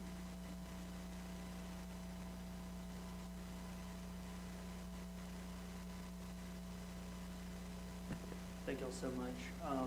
My wife Amy just spoke. My name is Benjamin Self. I'm the brewmaster and the other half of Local Oak Brewing Company. Normally I keep my head down on the brew floor. I make the beverages and everything, and that's what I'm limited to. But this is a subject that I feel very strongly about. It's this noise ordinance. We have this amazing opportunity here in Winterville to nurture all of these young families that are wanting to move in here. When you have an opportunity like this, when you have a push like this, I feel like it only happens once. And we're very blessed to have a chance to cultivate a social life here in Winterville. Now, when we started our little brewery, we had no idea what it would become. We didn't know that we would be so well received, and we also didn't know that we would become a social hub for family life in Winterville. And one of the things that comes along with that is live music. Just like at the Watermelon Festival, people will gather if you have exciting and interesting music. That's what we want to have on a semi-regular basis at Local Oak. Working with Chief Wilhite to loosen up the language of the noise ordinance a little bit, to make it more enforceable for them, so they're not, you know, bogged down with useless complaints about, oh, this music is too loud or whatever like that. We wanted to make it easier on enforcement. As far as the atmosphere of our live music, like Amy said, it's very family oriented. That's our primary customer. Are people with young families who are hungry for a place to come and interact with other young families. And so, like I said, if we could open up a dialogue and work towards loosening up the language of the noise ordinance a little bit, I think it would be a huge benefit to everybody in Winterville and all the folks who are going to come along after us. Thank you all. I have one quick question, and you may not know, of your patrons that you have, how many are residents of Winterville? I would say the vast majority, at least 60%. We do have some folks who come up from Ayden and Greenville, but mostly it's people who come from right around here. A lot of them will bike or walk to our tap room. Thank you, sir. All right.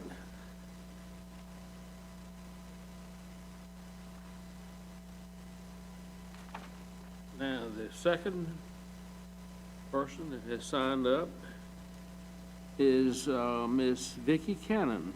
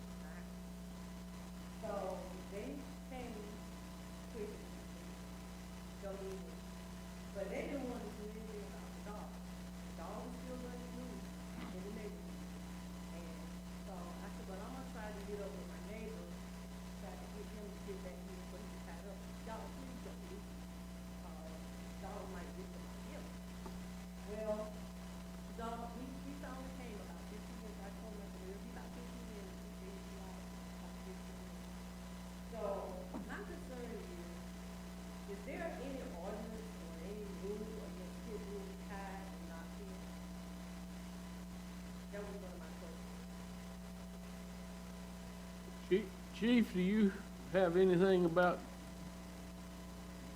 dogs being tied? I know we have rules against them running at large, but I'm not sure about being tied unless they are barking and causing trouble.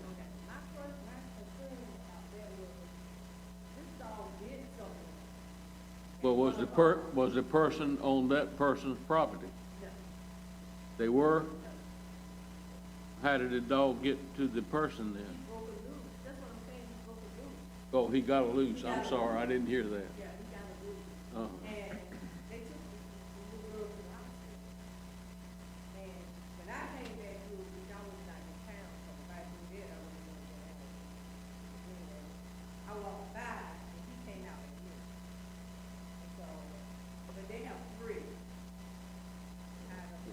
According to our ordinance, he can have 4. Chief, what is there anything in our ordinance about dogs being chained? No, sir, there's not. I didn't think there was. Well, there actually is a section in the ordinance regarding tethering, keeping, and penning, and it talks about the way with which animals can be tethered, kept, and penned.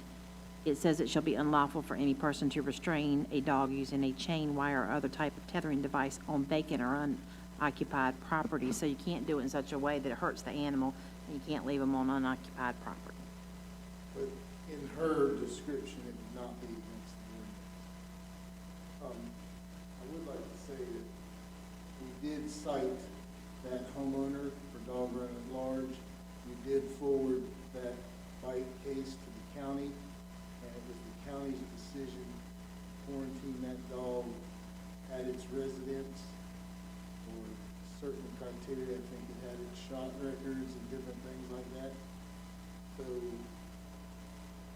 I understand her frustration with in saying that we couldn't do we did what we had the authority to do at that particular time. And then it was turned over to the county animal control to handle, they handle all person biting cases.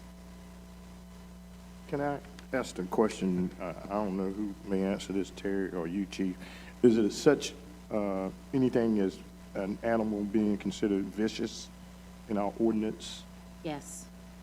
There's a section talking about the disposition of fierce, dangerous, or vicious dogs. And then again, it defines what that means. A dog without provocation has killed or inflicted severe injury on a person. A dog that has killed or inflicted severe injury upon a domestic animal when not on the real property of the owner of the dog. A dog that has approached a person when unrestrained and not on the owner's property in a vicious or terrorizing manner and in an apparent attitude of attack. Or a dog that's been declared dangerous or potentially dangerous either under state or local ordinance. So What happens? So if any,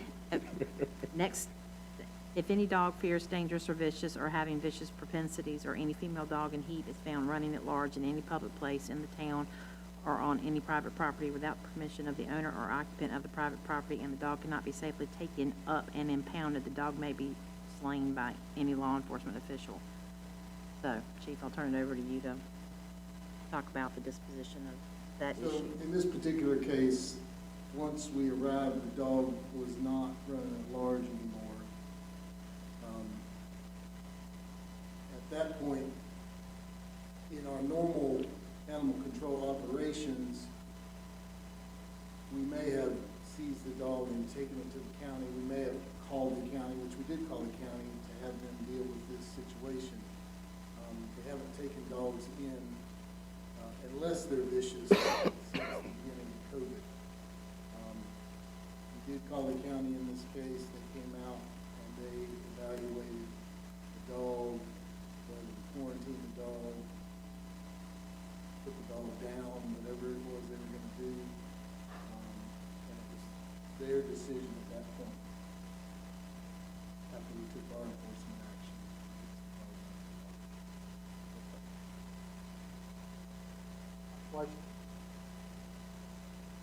My question is, do you state that a dog should have, the owner should have a dog pen to keep this animal, keep their dogs That's in? not a requirement. That's not, Ordinance oh, or statute that I know.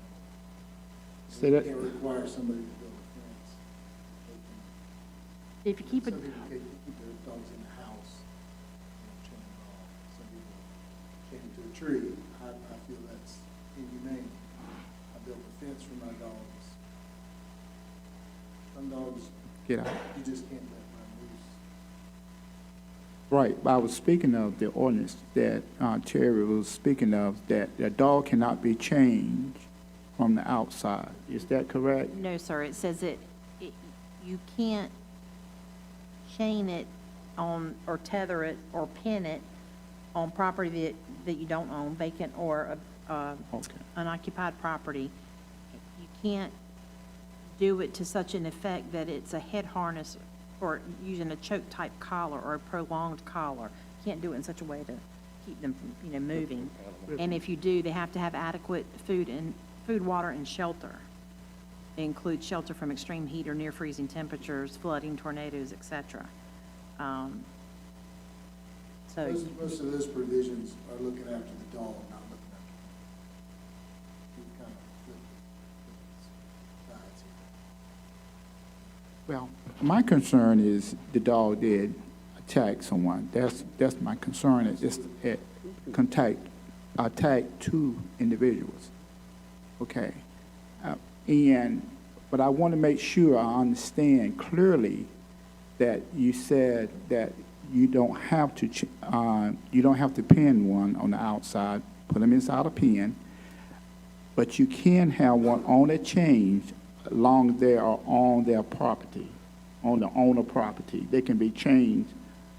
yes, you just have to do it in such a manner and use such a Yes. type of chain that, Mhm. right. I just want to make sure I understand Correct. that. But there's no requirement to do any of the above as long as you have control of the dog and the dog stays on your property.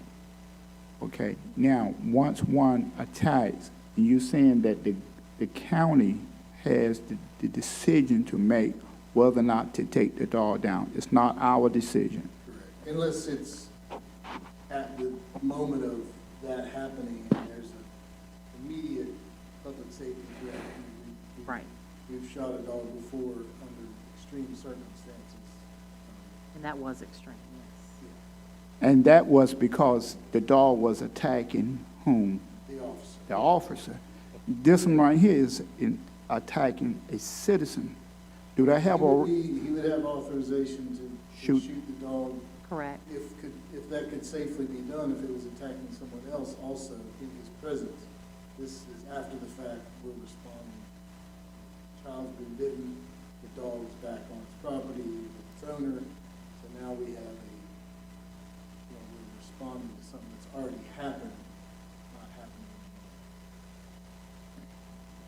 anymore. So my last question then is on this, what was the verdict on the dog? Did actually, have you heard any final I have not.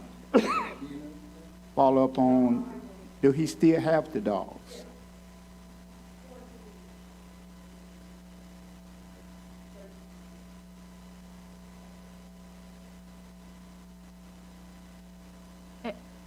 You know when the quarantine That's- period that's ends? great. What date was Dog got this COVID. again? I'm sorry. That dog done bit somebody. Okay.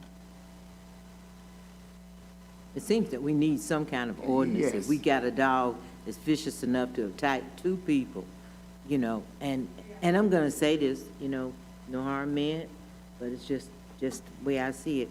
I think it was very,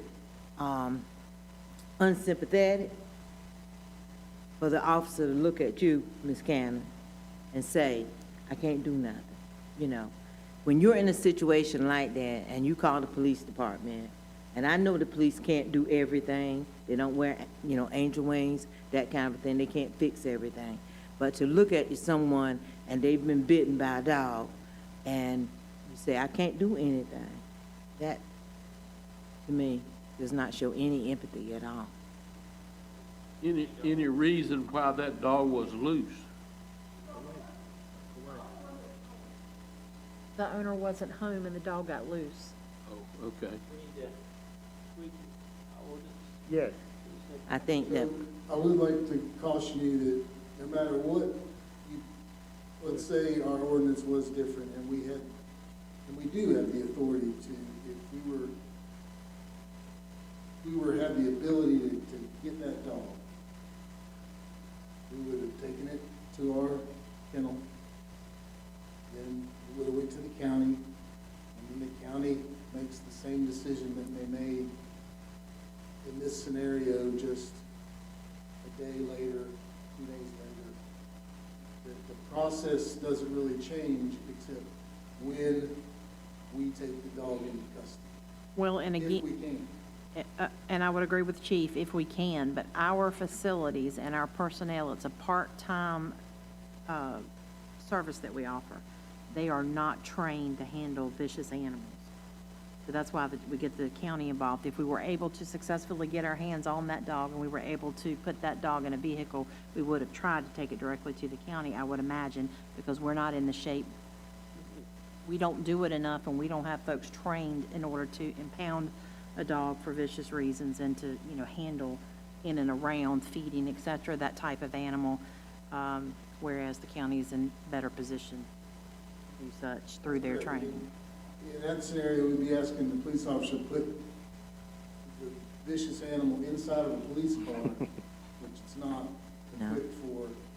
So in those scenarios, in the past, we have to drive to Public Works, pick up, or call. If it's after hours, we have to drive, pick up the Ranger or whatever kind of vehicle this dog pin's on, bring it back. They're not really trained with a catch pole, or they don't have a tranquilizer, or we're not fully animal control equipped or trained or have the equipment to do this immediate vicious dog thing.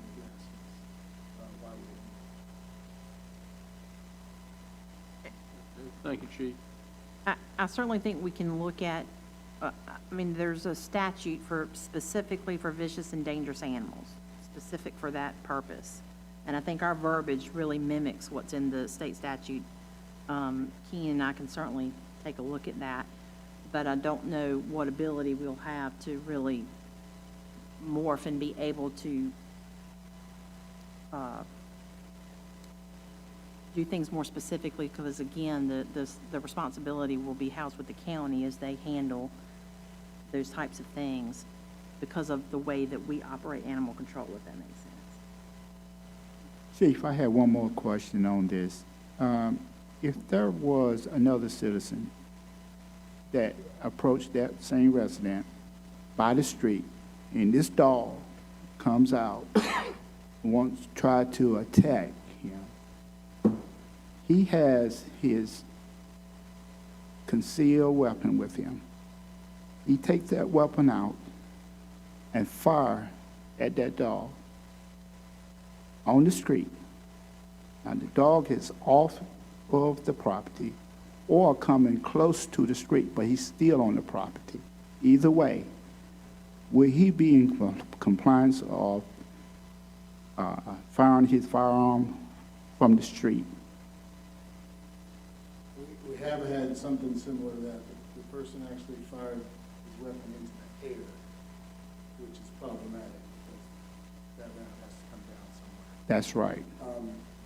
We would like, if you're on your own property and a dog comes onto your property in attacking mode, absolutely, you have the right to defend yourself against that dog. Probably so in the street if you're exiting your car, but if you're walking, absolutely, absolutely. I cannot see us pursuing any kind of criminal charge against protecting yourself from a vicious dog. And that has happened, not necessarily in Winterville,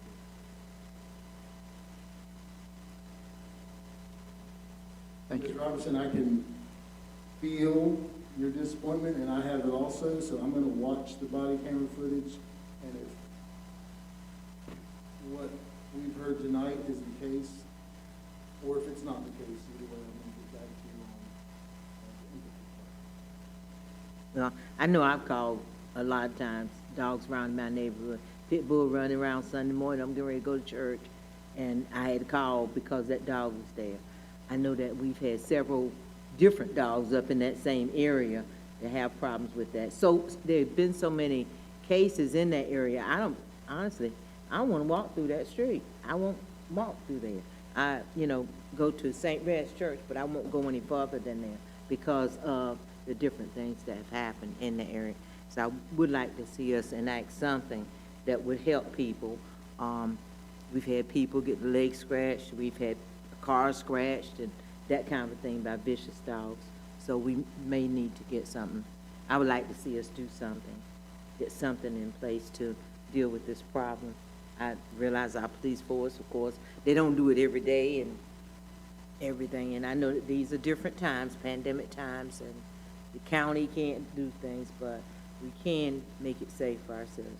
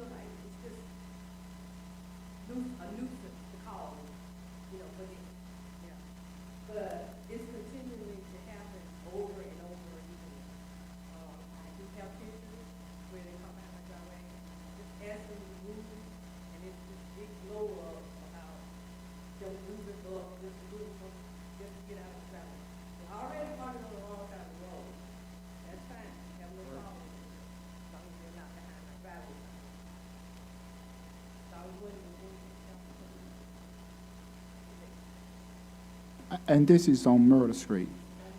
Now, on the, the east side of Myrtle is on this side. It's no parking. And that's where they're parking at. Well, they're parking there, that's fine.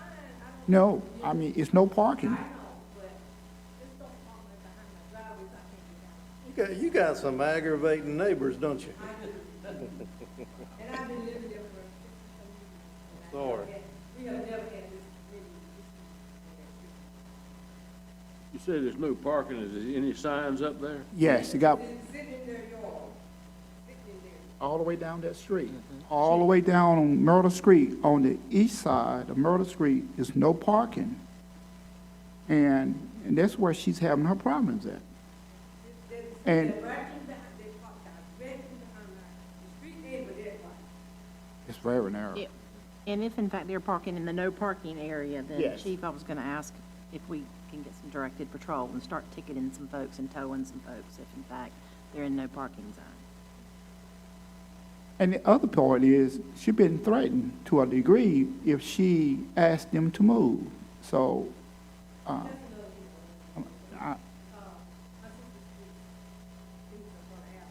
I'm not a violent person, but I just have to, so I can get out of there. I don't feel what's out of the road on, I just get out of my driveway. And the point is, they're not supposed to be there anyway, so. exactly. No Thank you parking for at letting all. us know. It's a- Sorry you're having to go through that. If it's a public street and they are parked legally, But, they can park. but they're not. But if they're parked illegally, and some of you in here know I was with the police department about 31 years in Greenville.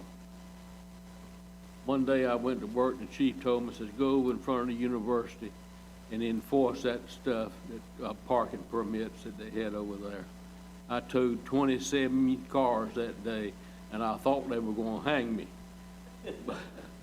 But and another thing that sort of gripes me, people don't realize it. When you park left to curb, you know what I mean by left to curb? Unless it's a one-way street, you're violating the law getting in that space and the law getting out of that space because you're driving left to center. And there's a state statute that says that it's illegal to park left to center, left to curb, I'm sorry. But that happens everywhere, and, but that's, I know parking is a situation that people get really upset over, and they do, always have, and always will, I guess. We understand. I would say, Chief needs to take a look over there where it says no parking and start writing tickets. Thank you. Thank you, Ms. Campbell. Thank you. Thank you. The first couple that spoke, I would suggest that, that staff take a look at our ordinance and see if we need to do some changes. We've already started. You already hit on it. We've already, I know that these fine folks have talked with Chief Will Height, and Chief and I've talked, and I know that we're currently looking at the structure of our ordinance and how we might improve it. Okay. Moving on, item number 9 is the consent agenda. Second? Have a motion and a second to approve the consent agenda. All in favor, say aye. Aye. Opposed? Motion carries. All right, on the item number 10, old business. We don't have any. We don't have any. Okay, on the new business, item number 1 is the ARPA grant project ordinance.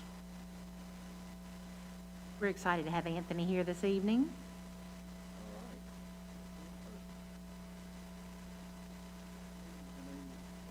Mayor, Council, tonight we have before you our grant ordinance for the ARPA funding. As you know, we've already received the first contribution from this. There's 2 contributions that we received over 2 years. We decided to establish a grant fund because it would give us a little more flexibility on how the council decided to use the funds.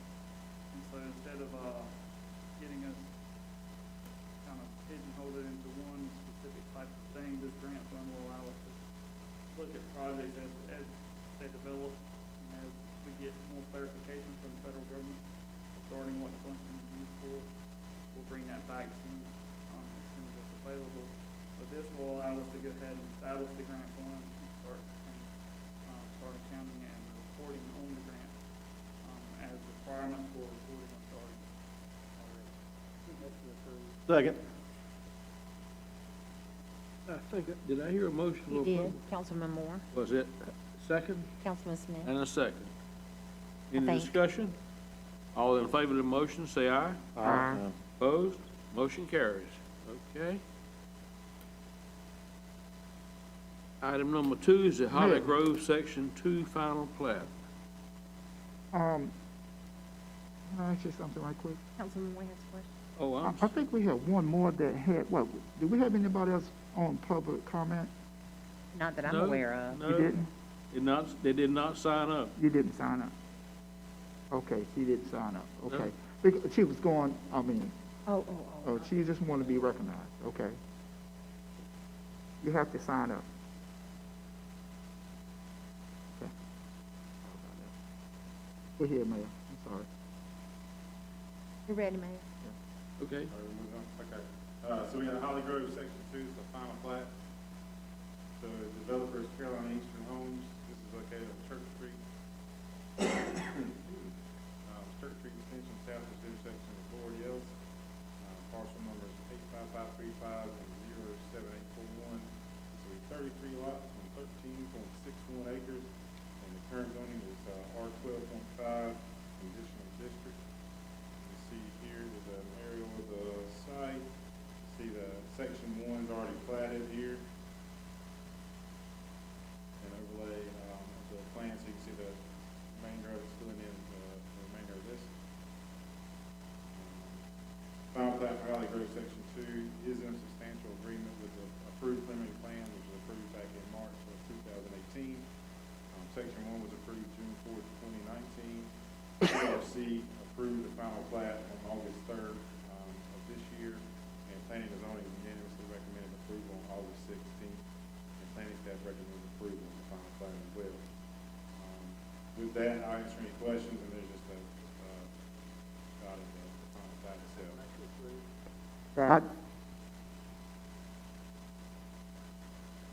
Anyone have any questions? Mayor, we have oh, sorry, go ahead. I second. We have a motion and a second. I didn't hear it. Okay, I'm sorry. We have a motion and a second for approval. All in favor, say aye. Aye. Opposed? Motion carries. All right, the last thing you got for me tonight, Ames Plaza, lots 14 and 15, the final plat. So this is actually the culmination of the rezoning we looked at earlier. So this is located on Beacon Drive, eastern intersection of Winterville Parkway. So this will be essentially 2 lots, 6.9 acres, zoning is general business. There's the aqua venture here, this will be where the new lot's at, the posters of it, shot of the property. There's the final plat there, so this lot's a new one, and create 1 and 2 there. Final plat for Ames Plaza, lots 14 and 15 is in substantial agreement with the approved preliminary plat. Technical Review Committee approved this final plat on a regular meeting on June 1st. P&Z unanimously recommended approval of the plat June 21st, and planning staff recommends approval. I second. Have a motion and a second for approval. Any discussion? All in favor of the motion, say aye. Aye. Opposed? Motion carries. Okay. Moving on to item number 12, other agenda items. Discussion of noise permits. That's me. I had brought this up because basically what the local brewery was talking about earlier, and I was looking at it, and from a standpoint is that I think they need to do as far as a business is concerned, as far as what I'm looking at is noise permits. They should be entitled to 10 noise permit running through May through October, when you can actually be outside. And I think I read it, twice a month. Hey, is it twice a month that I read as far as the permitting? Am I right on that? Is it twice a month? Chief's been looking at that Okay, okay. regularly. Yes, sir, that's correct. Uh-huh. I'm not allowed to express opinions about certain things. So that's been there, that particular language has been there since I've been here. And I personally think that that was written because we didn't have downtown businesses that had loud music. That was, I think the intent of that when it was drafted was for, like, my neighbor. They can't have ECU tailgate every weekend and have a big party. So it limits them to 2 parties a month and actually 4 per year. For a residential area, I think that is probably pretty appropriate. I don't think. Yeah, I was gonna say, keeping the 4 for residential, but changing the scope as far as businesses to 10. And then also too, I didn't mean to cut you off, but looking down here, we are sponsoring an event on Friday, at the Outdoor Theater, main event. So that's gonna be amplified music. Yes, sir. Amplified. And I think some of the language in our stuff now talks about amplified music. Isn't that correct? It is, but town events are. I understand that, but still, it's amplified music. That's correct. And again, I could take my speaker out of, well, somebody got a speaker there, it's amplifying in my ear. But, you know, my car speaker, as we talked about, you know, my little beat speaker could be amplified music. That is, I mean, anything of that nature is considered amplification. So I think we need to change how we measure. Don't you think so, Chief? I do think that a lot of our language in our current ordinance is subjective, and we put it in there trying not to be too restrictive, but then it became a difference of opinions in the person who's exposed to the music versus what we're trying to consider a reasonable person would be. Those are conflicting. So we do think we might need to move toward a measuring device that from the complainant's property, we measure that decibel reading, and then we have a scale. I'm not sure it would be from the complainant's property, though. I mean, we'll have to work out those details, but I do agree with Chief, and I did not mean to cut you off, that we think we're probably at the point where some metered instrument needs to be used in order to give these folks the ability to enforce the ordinance. And that doesn't talk about permits, but. A different level, if you had a permit. But then there'd have to be a, you know, even if you have a permit, if you're at X amount, you gotta come down and inside the window. Right. Acceptability. And I think our businesses would do that. I mean, you know, stick to that. And so that's why I brought it back up, you know. Well, kudos to both establishments. We haven't had a noise complaint from either one in months. In a good long time. That's good. So that's my recommendation from, and I, you know, want to put together something. I would love to sit in. I think we have, if the council is everybody's good to go, majority's good to go, staff can certainly move towards making some proposed recommendations for the October meeting, if that suits everyone. Yeah, that'll suit me. You don't need that as a motion, do you? And no, I don't. I think, we were already working towards that anyway, so. All right. Okay, Thank you, Chief. all right. Yeah, thank you, Chief. Second item is speed bumps on Railroad Street. If I could give a quick update on that, staff's continuing to work on that item. I believe Brian, it's not that you haven't seen Brian enough tonight. I'll add one more thing. Did have a conversation with DOT, was it? Or the county? Well, we're talking about the road and whether you gotta consider both sides and. Right.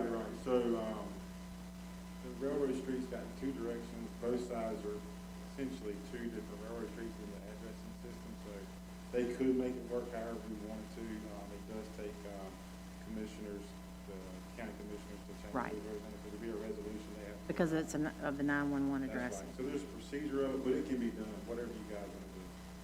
So I wanted Brian to just sort of talk about that, so we can't only look at one side of Railroad, and I think we were looking on, and I'm not good with west, north, south, but the other side of Railroad between Tyson and Worthington. Correct? Yeah, but basically, Did I understand that the very first, when we discuss this, we're gonna have a public hearing on this? I don't think we've gotten that far. Okay. I don't think yet we've gotten that far. I'm thinking that it could go down to Beacon, all the way to Beacon. So we don't, when you get past Worthington, that's state road. But I'm of the understanding that that should not be as difficult as the part that we're talking Now, about. I'm only talking about speed bumps. Oh, you're talking about speed bumps? Yes, that's what we're talking about Okay, speed currently. bumps, okay. Yes. So just speed bumps, and so if staff still wants to move forward with looking at the, I'm gonna call the opposite side of Railroad between Tyson and Worthington for speed bumps, then we will come back with a specific recommendation as to Tyson what. and Boyd. I think that, speed bumps with Tyson and Boyd. Just between Not Tyson and Boyd? Yeah, let me see. Tyson and Boyd, yeah. They were close, they were thinking about putting them closer to Tyson, I think, at the time. All right, Tyson Street, the Boyd Street. Yeah, and going as far as Worthington Street. Been surveying the landscape over there. There's about, between the church and Boyd, there's 12. I kind of got distracted when I was counting, but there's between 10 and 12 homes along that stretch. I know there's one of those residents that said, you can put it in front of my house. But it seems like somewhere halfway between Tyson and Boyd would make sense That's where we were talking. we can get, But I thought we were looking at a speeding issue between Tyson and Worthington. it's from Boyd towards the store or from the store towards Boyd. Okay. The idea was to slow them down at the intersection of Tyson and Railroad. We have a recommendation for trying to call attention to that stop sign at Tyson more readily than it currently is, and that would be putting one of those flashing caution, we have a sign that says, I believe it calls your attention to the stop sign, but it is tucked away and a little hard to see, so hopefully that flashing light would be something that could help call attention to the actual sign itself. But we want an additional speed bump also. We were considering that speed bump. But the If- purpose of that is for the intersection really more, I think I'm confused Right, on what we're doing with the So speed. if you're coming towards town from Boyd, you have to stop at the stop sign. Once you leave Boyd, there's about 250, 300 yards that you can get going, where it makes it more difficult to stop to the stop sign. Your intent is not to stop all the way. A speed bump halfway would slow you down and break up that long distance of acceleration. Okay. And I was, until I went out there and looked, I was thinking about the wood until it's down further past Boyd. So, we can certainly come back unless you give us, this is what council wants to do, is move forward with the speed bump. We'd be talking about more of a, I think,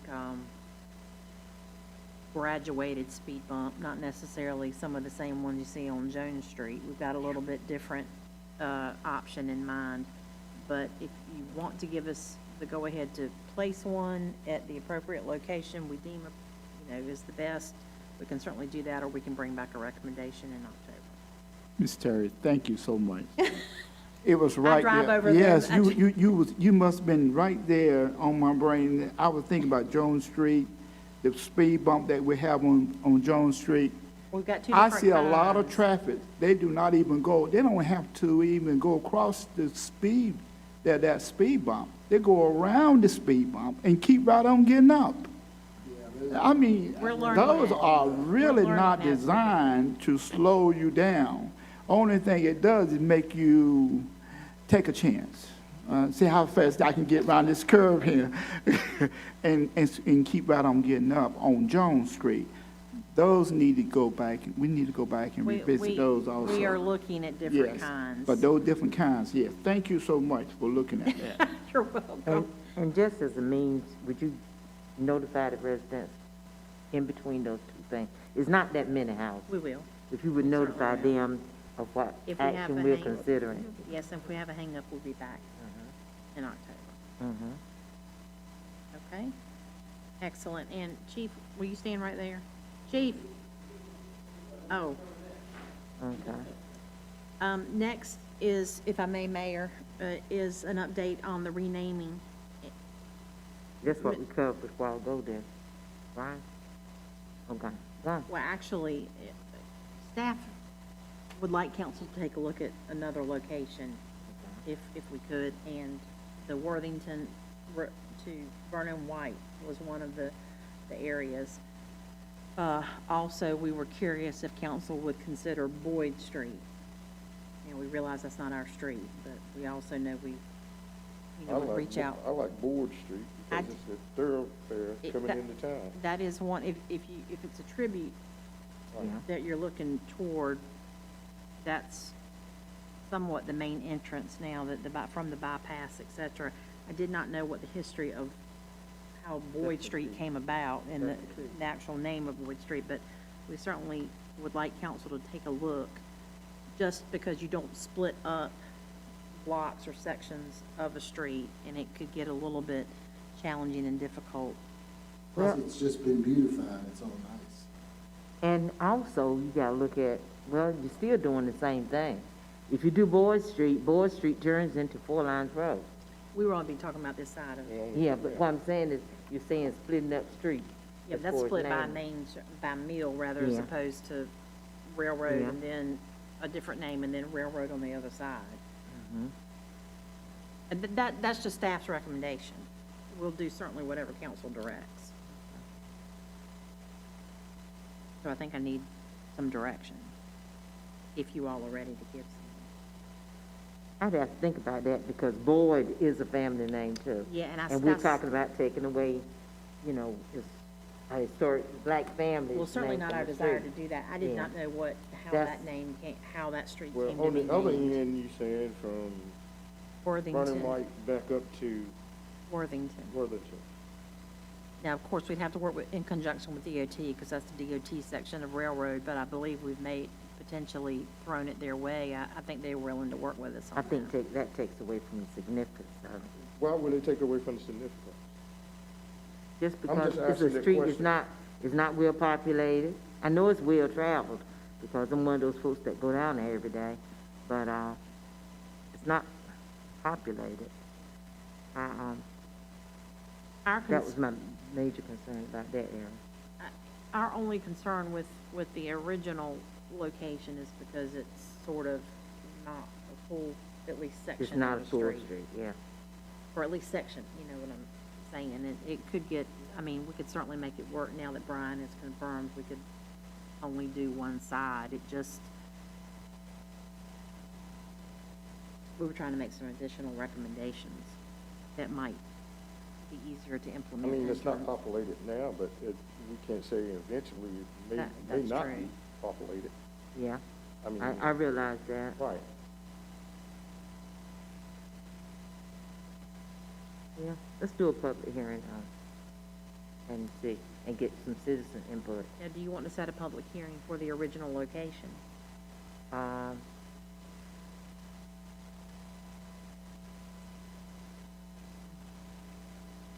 guess that's my question, is what are we Yeah. having?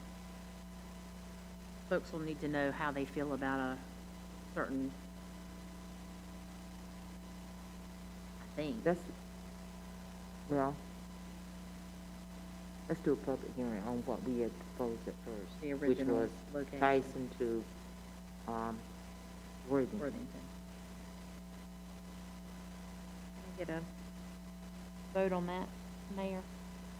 I move that we have a public hearing on renaming,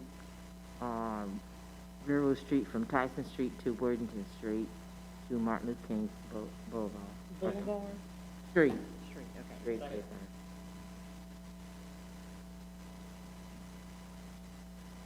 Where are we? You have a motion and a second to hold a public hearing on this issue. Oh, have we got a date? Well, it would be, I assume Okay, you want we it in have a motion and October. a second to have a public hearing. Any In discussion? October. All in favor of the motion, say aye.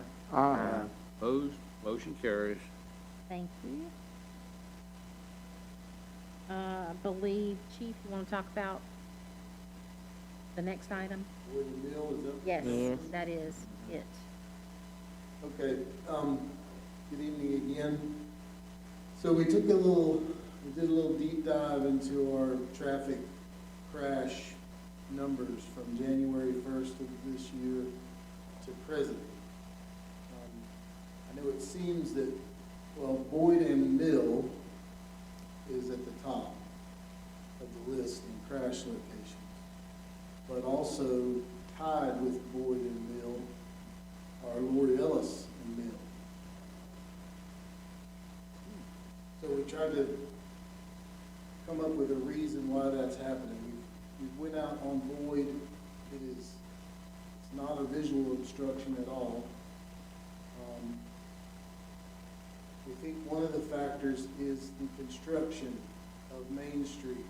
So now we're funneling all traffic, not necessarily Winterville traffic, but traffic taking people to A.G. Cox, W.H. Robinson, and the crashes are higher density in the mornings and in the evenings around delivery of children to school and picking up children from school. So we've rerouted a lot of Winterville traffic onto these secondary roads, which is going to cause more accidents on those roads instead of being somewhere else. None of the other streets seem to have that high of a number. I would think that Boyd, being a nicer road, it's more traveled now than it maybe was before. Again, it doesn't have a road obstruction, but I think some people might think that that's a four-way stop, even though it's not. Not sure why. My opinion is somebody's looking at their phone instead of looking at what's coming down Mill. So I understand our concerns there, but I think we need to get all our streets back in operation and see if that number, because Boyd Street was closed for almost 2 years, so we have a gap in time, and then all of a sudden Boyd opens, and now we've got crashes there. So I know it's alarming, but maybe until all our roads get back up and running, and we can actually see an accurate picture. I don't think anything is wrong at the intersection that I can see. I can see clearly all directions. Just those people on board have to live the right of way. Wouldn't it, I don't know, be nicer to have a turn lane there?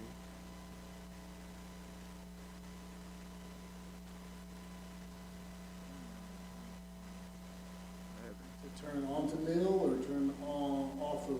Turn off Mill onto Board. That probably would solve part of your problem, because people stop on Mill to make the left on Board, and if I'm looking at my phone, I'm running into the back of you. It may hurt if you stopped on Boyd trying to cross straight across, and there's somebody in the turn lane, and there's cars coming on the right side, and you're trying to cross now 2 cars to get across instead of 1.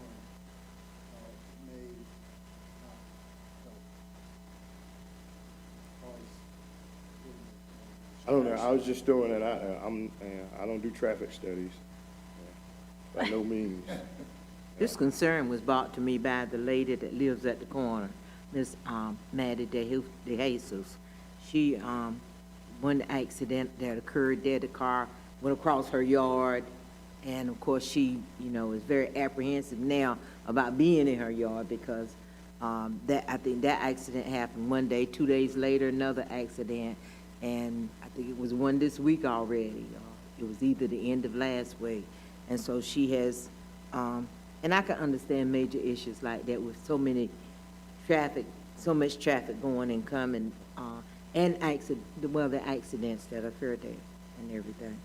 But I'll relay that message that, you know, we're gonna look at it after we get everything back working, kind of normal, anyway. We know that the most dangerous intersection in town, for a fact, is Mill and Highway 11. No doubt about it. It's Mayor Jackson's our representative. He's working on that because if they want to do 3 of the studies, you know, you listen to us when we talk to them at meetings about our concern of Mill and Highway 11.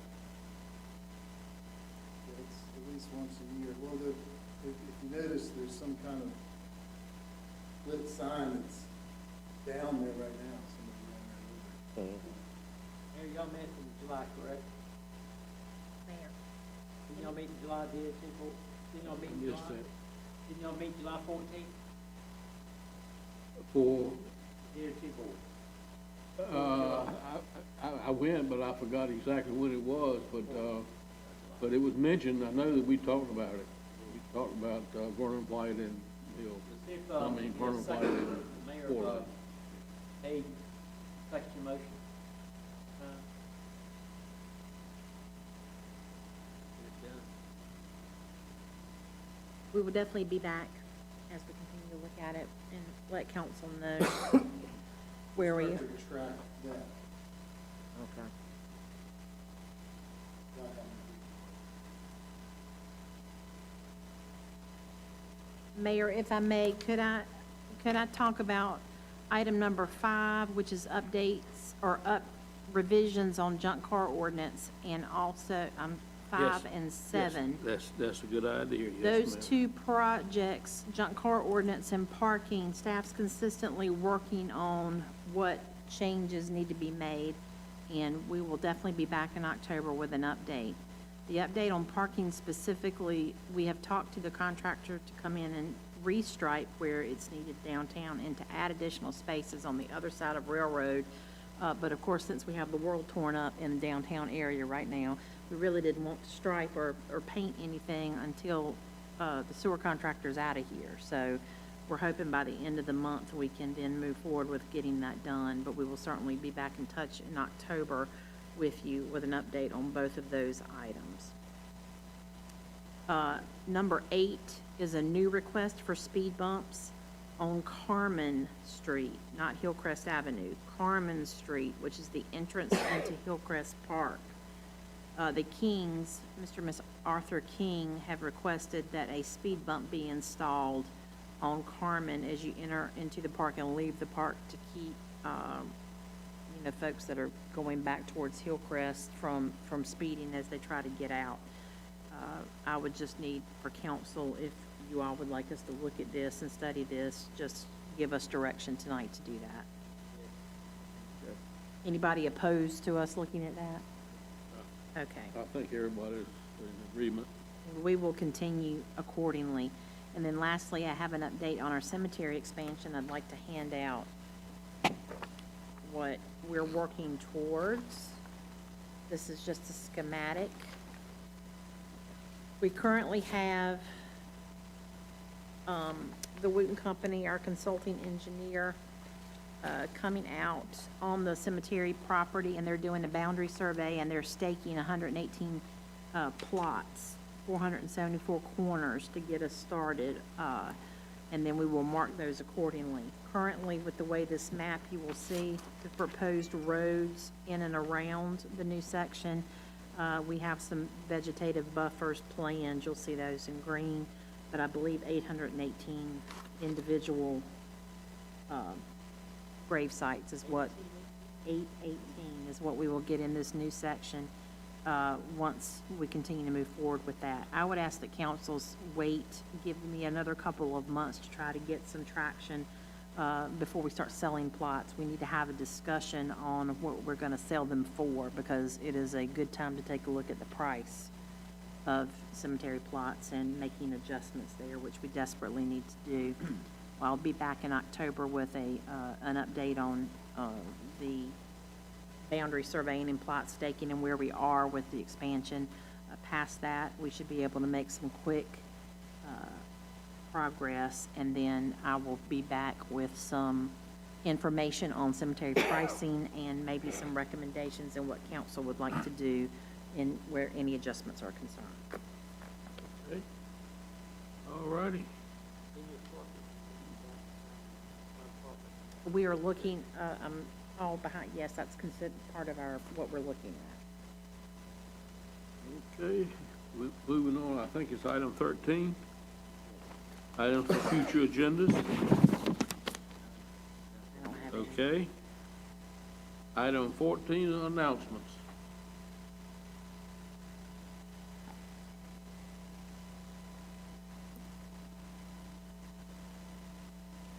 Almost caught me off guard.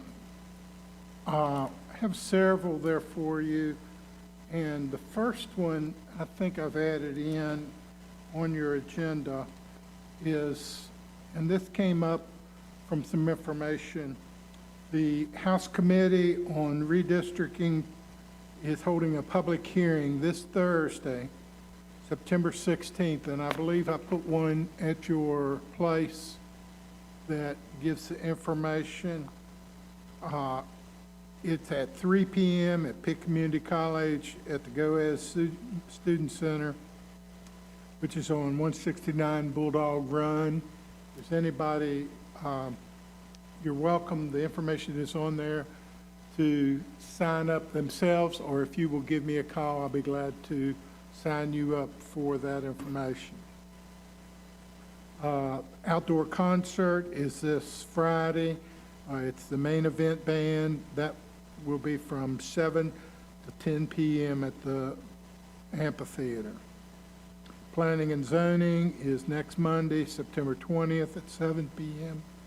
And the Board of Adjustment meeting is next Tuesday, September 21st, at 7 p.m. And Recreation Advisory Board is Tuesday, September 28th at 6:30 p.m. at the Operations Center. I think that's all that I had there. If you, I know a number of you have responded, but if you're want to go to the opening of the Pitt County Fair and have not let me know, please do. It's going to be a nice evening for everyone and an opportunity if you are interested in going. Yes, good food. Good food. Do we have a booth there this year? We do. We have an unmanned booth that will be at the fair. Okay, thank you, Don. You're welcome. All righty, moving on. Any member of the staff have any report? I'm going to ask something unusual, Mayor, members of the council, if I may, and I never do this, but I'm going to ask to be excused. I have to drive to Alexandria, Virginia tonight, and so I'm happy to follow up on anything that comes up between now and the end. Thank you. I appreciate that. I would not normally ask. Thank you so much. What about, is problem. Ben available? I'm sorry? Ben, Mr. Williams. He is. He's in the conference room. Ben? He's looking like he's been Yeah, he would be the next man. caught doing something. Yeah, he'd be the next man in line, won't he? Be safe on the road. Thank you so much. Ben, I think you're gonna come take my place. Try to stay out of trouble. Your salary doesn't increase, so. Hope you can keep it short. Thank you, folks. Are we at the end? I thought we were. I thought we were down here at the adjourn. Well, I thought we were too. Just about there. okay. All righty. I'm assuming no staff member would like, okay, Brian?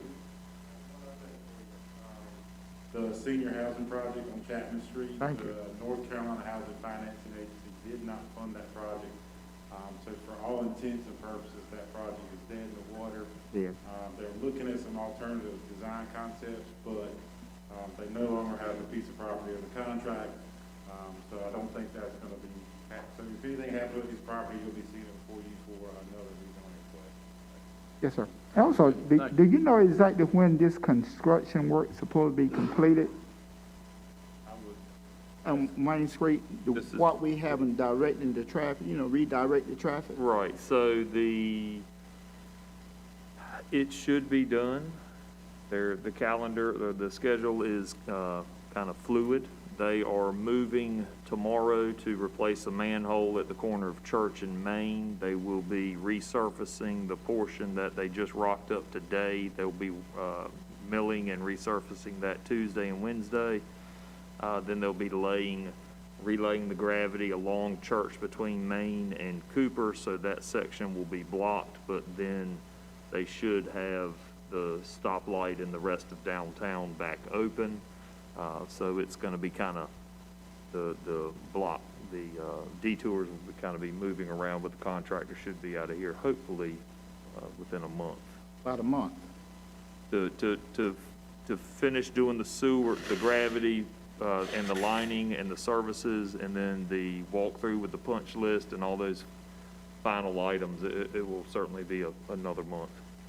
And the reason why I ask, I'm asking this with the chief, is there is any way with this accident problem that we're having on board in Mill Street, and it appears that it's happening during this time when we are having all this construction going on and redirection, if we can have a little bit more beef up officers doing them peak hours, like early in the morning, so they might can slow the speeders down a little bit on Mill Street, and in the afternoon, just to, in church. 8 out of 10 people do not stop for stop signs. Yes. They don't stop. If it ain't nothing but a little, if we can put any kind of warning there, let them know that if you keep right on, we're gonna get you, or, just stand there. They won't read it. Well, I was talking about an officer or a vehicle or They something. won't pay the officer any mind. I know from experience. Okay, yes, sir. They won't. Well, anyway, he got it. Thank you. I'm good. He got it. Okay. Then I gotta ask a question, where do they put the trash cans out on Church Street, Fourth Street, those locked off now? So we're going to try to work such that the whole street's not obstructed. There'll be times, I mean, we've got, so you're talking about the home behind your home. Yeah, yeah, we can coordinate that, and what they've been doing is, in those areas, they've gotten out and tried to go get them close. Yes, sir. The two ladies were here tonight about the construction, both of them, construction on Chapman, because. Okay. All right. Cox problems, chief, I'm sure you've seen it in the morning, afternoon, terrible, that's all I'll say. Human Relations Council have a first meeting the 30th of this month. Sorry to bring up, plan to. President Rouse of Pitt Community College has agreed to come to Reedy Branch next month to speak to breakfast, prayer breakfast. We've got their invited to attend.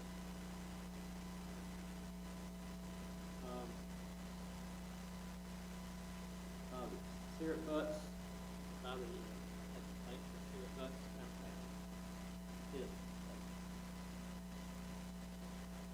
downtown.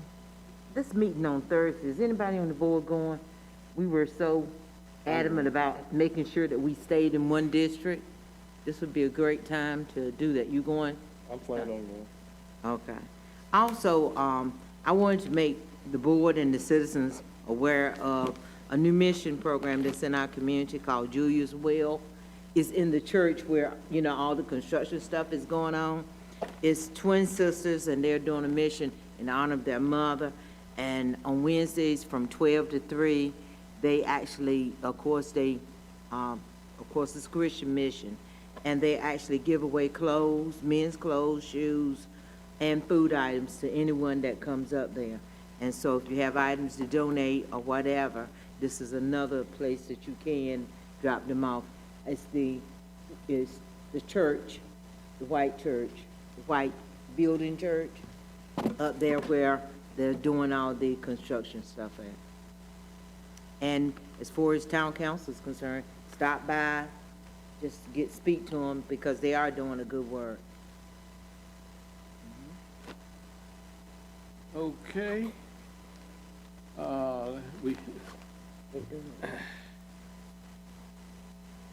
Moving on, any other staff member? Okay, we'll move on down to, I don't have anything, thank you. well, we're gonna start with Keene, our attorney.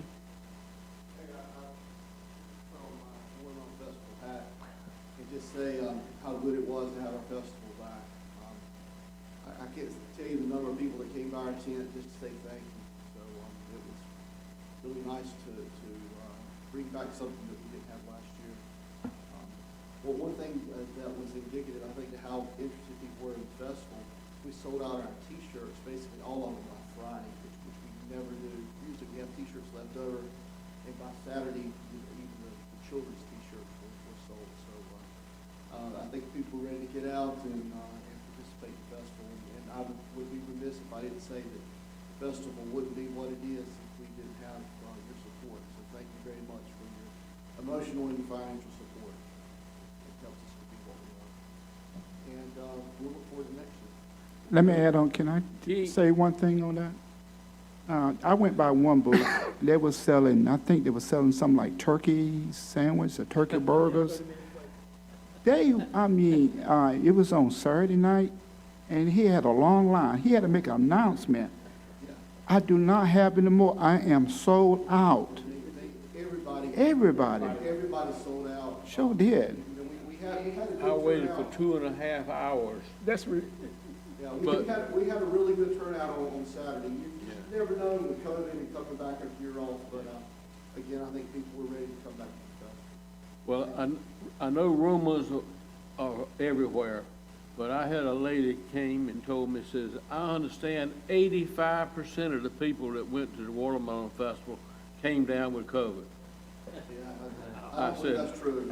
I told her, I said, I haven't heard of anybody, but that was what she said. I don't believe that's fact. Okay, all righty. Okay, Mr. Moore? Me too. Okay. Go right on. Mark? I don't have anything. More don't have anything else? Don't have anything? Motion to adjourn. Wait, before we Motion go, to I have a couple of questions. A lady called me one night last week, and what is the procedure for a dead animal on property? The lady told me that it was a cat in a gentleman's yard down here on Railroad Street, had been there and was smelling, and this is the story he told me. He called the police, and the police said they didn't do anything like that. I want to know, could it be picked up? We usually used to call Travis's guys. Public Works has a place somewhere, maybe Dan could help me, Public Works where they dispose of those carcasses. But is the procedure that if a dead animal's there, who picks it up? If they would somehow notify through customer service or call down to Public Works, if it's within our jurisdiction, then we can. It was in the city limits. Sure, I know recently there was a deer on DOT's Old Tar Road out there, and they have a hotline to call to report potholes and dead animals of that nature as well. But how about on a city street? We if can, there's an animal dead? it's something we can handle, we can handle it. So if they just notify us either via email or calling at Public Town Hall. Works? Yes, sir. Okay. But if that was the case, the officer should have contacted Public Works. Okay. I told her I'd get her an answer. We can handle a cat, probably not a moose. Yeah. And one other thing that, I see signs, different types of signs, lawnmower, house remodeling, all kinds of signs stuck up at intersections mostly. We used to, would go out and pick those signs up because it's against the town ordinance to have those. Even in somebody's yard, it's illegal by the town council, vote. So, yeah, we try to do it at least once a month, get out Okay. and do sign roundups. So we hit all the major intersections, so, yeah, we're trying to do it at least once a month. But if you see any, that you need attention, feel free to let me know. We'll get somebody out there to get it. Okay, Wait a minute, when he said something about ones in resident yards, yeah, is there an ordinance behind Typically, it? if they're on private property and it's a real estate sign, we'll try to stay away from it unless it's an off-premise sign. So it depends you on. have a real estate sign, but like lawnmower, no. That's my understanding. If it's an off-premise sign, so if it's advertising something that's off-premise, and if it's not a permitted use, then, we'll either have them take it down or we'll get it. Okay. All right, with that being said, we had a motion for adjournment. Is there a second? I second already. All in favor, say aye. Okay. Don't go by